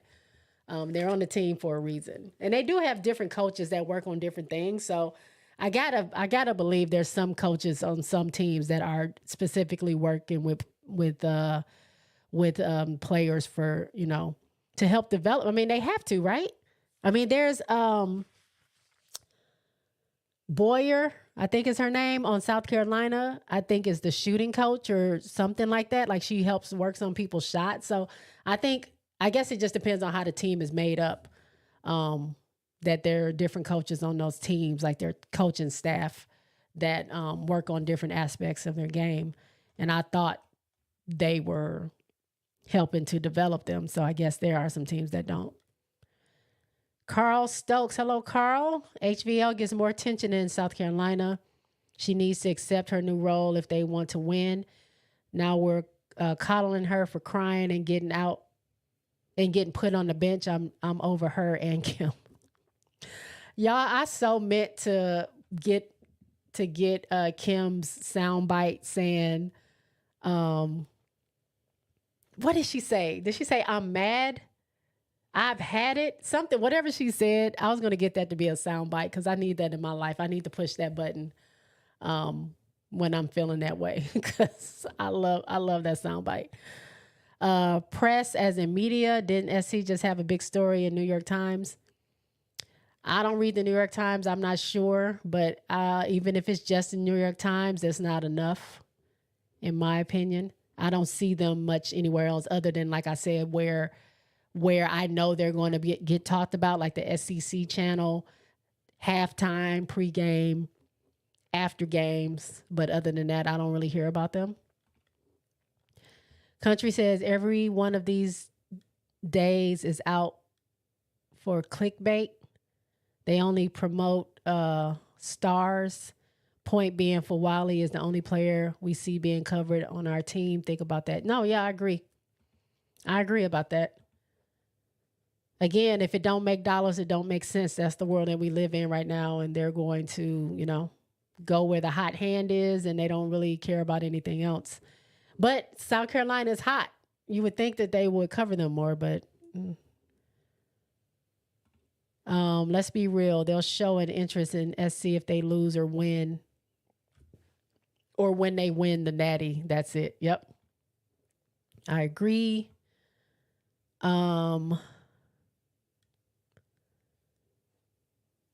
Spoiled Brat says, I feel like SC does her coverage. They just had a piece in the Sports Center, and Camilla has been filming a documentary. Yeah, those things, but I'm saying as a whole, at least me, unless I go looking for it, I'm not seeing it as much as I see other teams covered or other people covered. Yeah, they talk about Camilla because she just had that scuffle and she hit the game-winning shot. Now, that was all over everywhere, which as it should have been.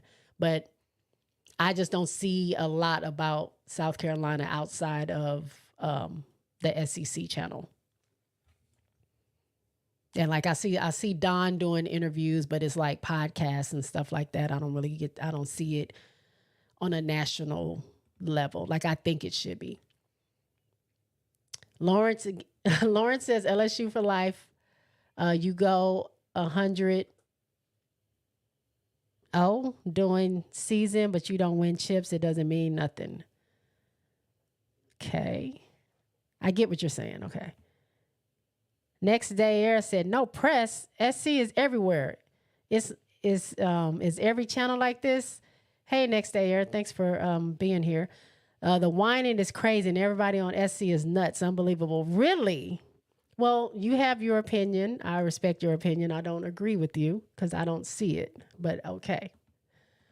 Kyra says, who are the 13 people being stubborn? Hit that like button. Thank you, Kyra. You're always on top of it. Warren says they should be happy ESPN coverage is obnoxious. Yeah, I'm just saying. I mean, I'm saying ESPN because that's the number one sports channel.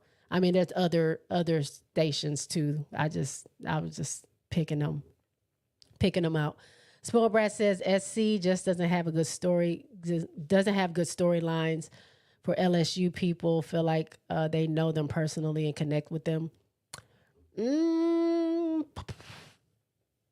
I think LSU only gets the attention for having the villain on their squad in Angel Reese. I'm not calling her a villain. That's what they kind of have deemed her as since last year. I think it's a love to hate type of thing, and I don't know that LSU gets a lot of like positive coverage as far as like just talking about the team itself. Like, at least I don't see that again. This is what I see. This is what I see or don't see. So if y'all see something different, that's cool. What I'm seeing is that I don't hear a lot about them. And then they're the reigning champions, and I don't hear a whole lot about them as much either. Now, I'll hear about Kim's drama. I'll hear about why Angel's not playing. I'll hear about Haley Van Lith sucking. I'll hear about a lot of different things. But again, it's like someone was saying earlier, it's what's going to get the clicks. That's what rules things now. Warren says Rowe is like nails on a chalkboard. People do not like Holly Rowe. I did not realize that, but there was a whole thread on Twitter the other day. Holly tweeted something out about, what did she say? She said something about discovering more stories of these women in college basketball, something to that effect. I can't remember what she said, but oh man, that lit a fire under so many people online, and they put a thread in there about how horrible Holly is and how she's disrespectful and how she asked these dumb questions. It was pretty nasty. It is 83 people in here. Thank y'all. I thank y'all so much. RC says when Caitlin Clark is gone next year, I hope y'all get the love y'all desire. Jay, y'all won't have no excuses next season. Who Who you talking about? South Carolina or LSU? And it's not Caitlin Clark's fault. So don't take it as I'm saying that. I don't think Caitlin as the person has anything to do with it, but I'm saying that America and the media have latched on to this player, and that's usually all they're talking about is her and her team. It's nothing to do with Caitlin Clark, the person and the player. I think she's like a catalyst for a bigger thing that's happening. But yes, hopefully when she is gone, then they may give some attention to some other much needed teams. Keisha, they only mention when it's bad. The LSU and Iowa games are on ABC. This was Doc said. The SC game is on ESPN. Can you explain that to me? That's what Doc wants to know. LSU and Iowa are on ABC, but SC is on ESPN. Can you explain that? Mojo says, Baloo the Bear, Jason Woodlock talks about them. No one cares about what he thinks. Lawrence says, just like 1979, Larry Bird and Magic Johnson. Country said it'll be Paige next year. RC. Tamika says, it's simple. Dawn is not liked. She speaks her mind, and some of the boys don't like that. She calls them out on their BS. Okay.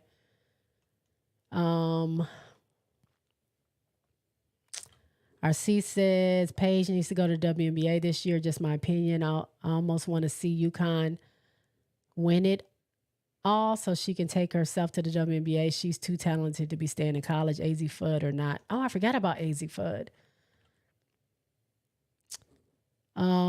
Warren says, Iowa fans have never had any athlete like CC and are used to being consistent underdogs and everything but wrestling.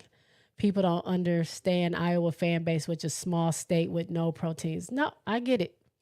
No, I understand that. I totally get that. Yes, everything you're saying, I agree with, Warren.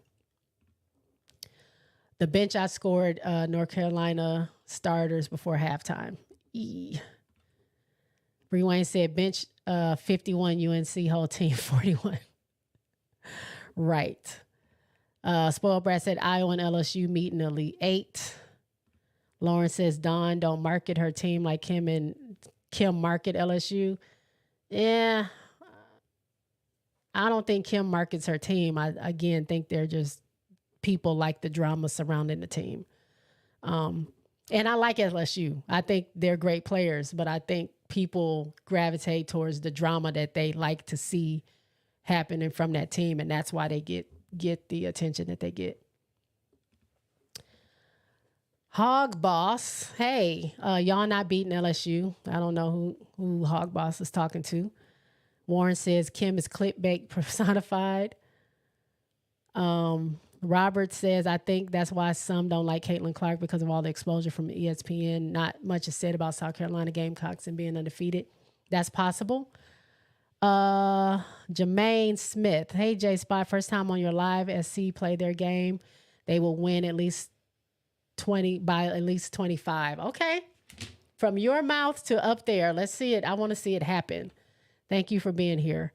Tamika says, mine says 64. This is crazy. Thank y'all. All right, y'all. Look, I've been on here 3 hours. There are so many more comments. Let me see if anything. I'm not going to be able to get to everyone's comments. Y'all been blowing this up, and oh my God, I just really appreciate it. 81 people. Thank you so much. Texas says, I can't stand Jason Whitlock. Me either. Tamika says, I think Holly is comic relief. She say goofy stuff and misspeaks, but she like your little grandma who says funny, goofy stuff. Yeah, I saw her in the W. I didn't realize people didn't like her. I didn't know people didn't like her like that. Tamika says, I love Ro. Hog Boss says the whole team is the villain. We cool with that though. Go Tigers. Okay. Bree Wayne says, J Spot, nice stream. See you in the Sweet 16 live stream. Peace. All right. Thank you for coming through. Let's see. Country said we're talking about content being pushed out to the public, both on TV and online, that type of coverage. Yes. Whitney. Hey, Whitney Clark. Whitney. Someone said earlier in the season for Wally should have been the focal point of South Carolina. She's definitely going to be soon, the way she's been performing. Dawn likes performers. Tamika says, say it again, Jay. If it don't make dollars, it don't make sense. It don't. Money makes the world go round, and that's what they're about. Spoiled Brat says, Mulkey gave our bench a chance earlier this season. They don't produce. They give up points. They got to work harder. Okay. Wicked Mo thinks everyone hating on LSU just wait back to back. Okay. I would like to see LSU do that. I'm for South Carolina, LSU, Notre Dame. I think South Carolina is going to win it all. But if LSU got it in them to go back to back, let's see. They're going to have to go through South Carolina, I believe, but let's see. Jomo says 65 out of 72 likes. Is that what I have? Thank y'all. I really do appreciate it. All right, y'all. I think that's about it. Tamika says, good night. Holler at you later. Good night, all. Kyra says, peace out. What up, MJ Lover? What's going on? Thanks for coming here. 68 likes. Thank you. All right, y'all. Everyone who showed up, I really, really appreciate it. Thank you so much. If you did not hit that like button, go ahead and hit it. If you are not subscribed and you like what you saw, please go ahead and subscribe. I'm looking to get to 500, but I got to get to 400 first. So let's try to get to that 400. I'll be back next Tuesday with a special guest, hopefully, and I hope to see everyone here. I feel like that stream is going to go super long because when there's so many people in here, I just love the conversation. So I really do appreciate y'all. Those of you that watch this later, thank y'all also for the views. And check out my channel. I got tons of stuff on here, not just sports. If you're here for sports, though, I'll see y'all next Tuesday. Other than that, I am out. Thank y'all, everybody, for showing up and talking and enjoying the show. Peace out, y'all.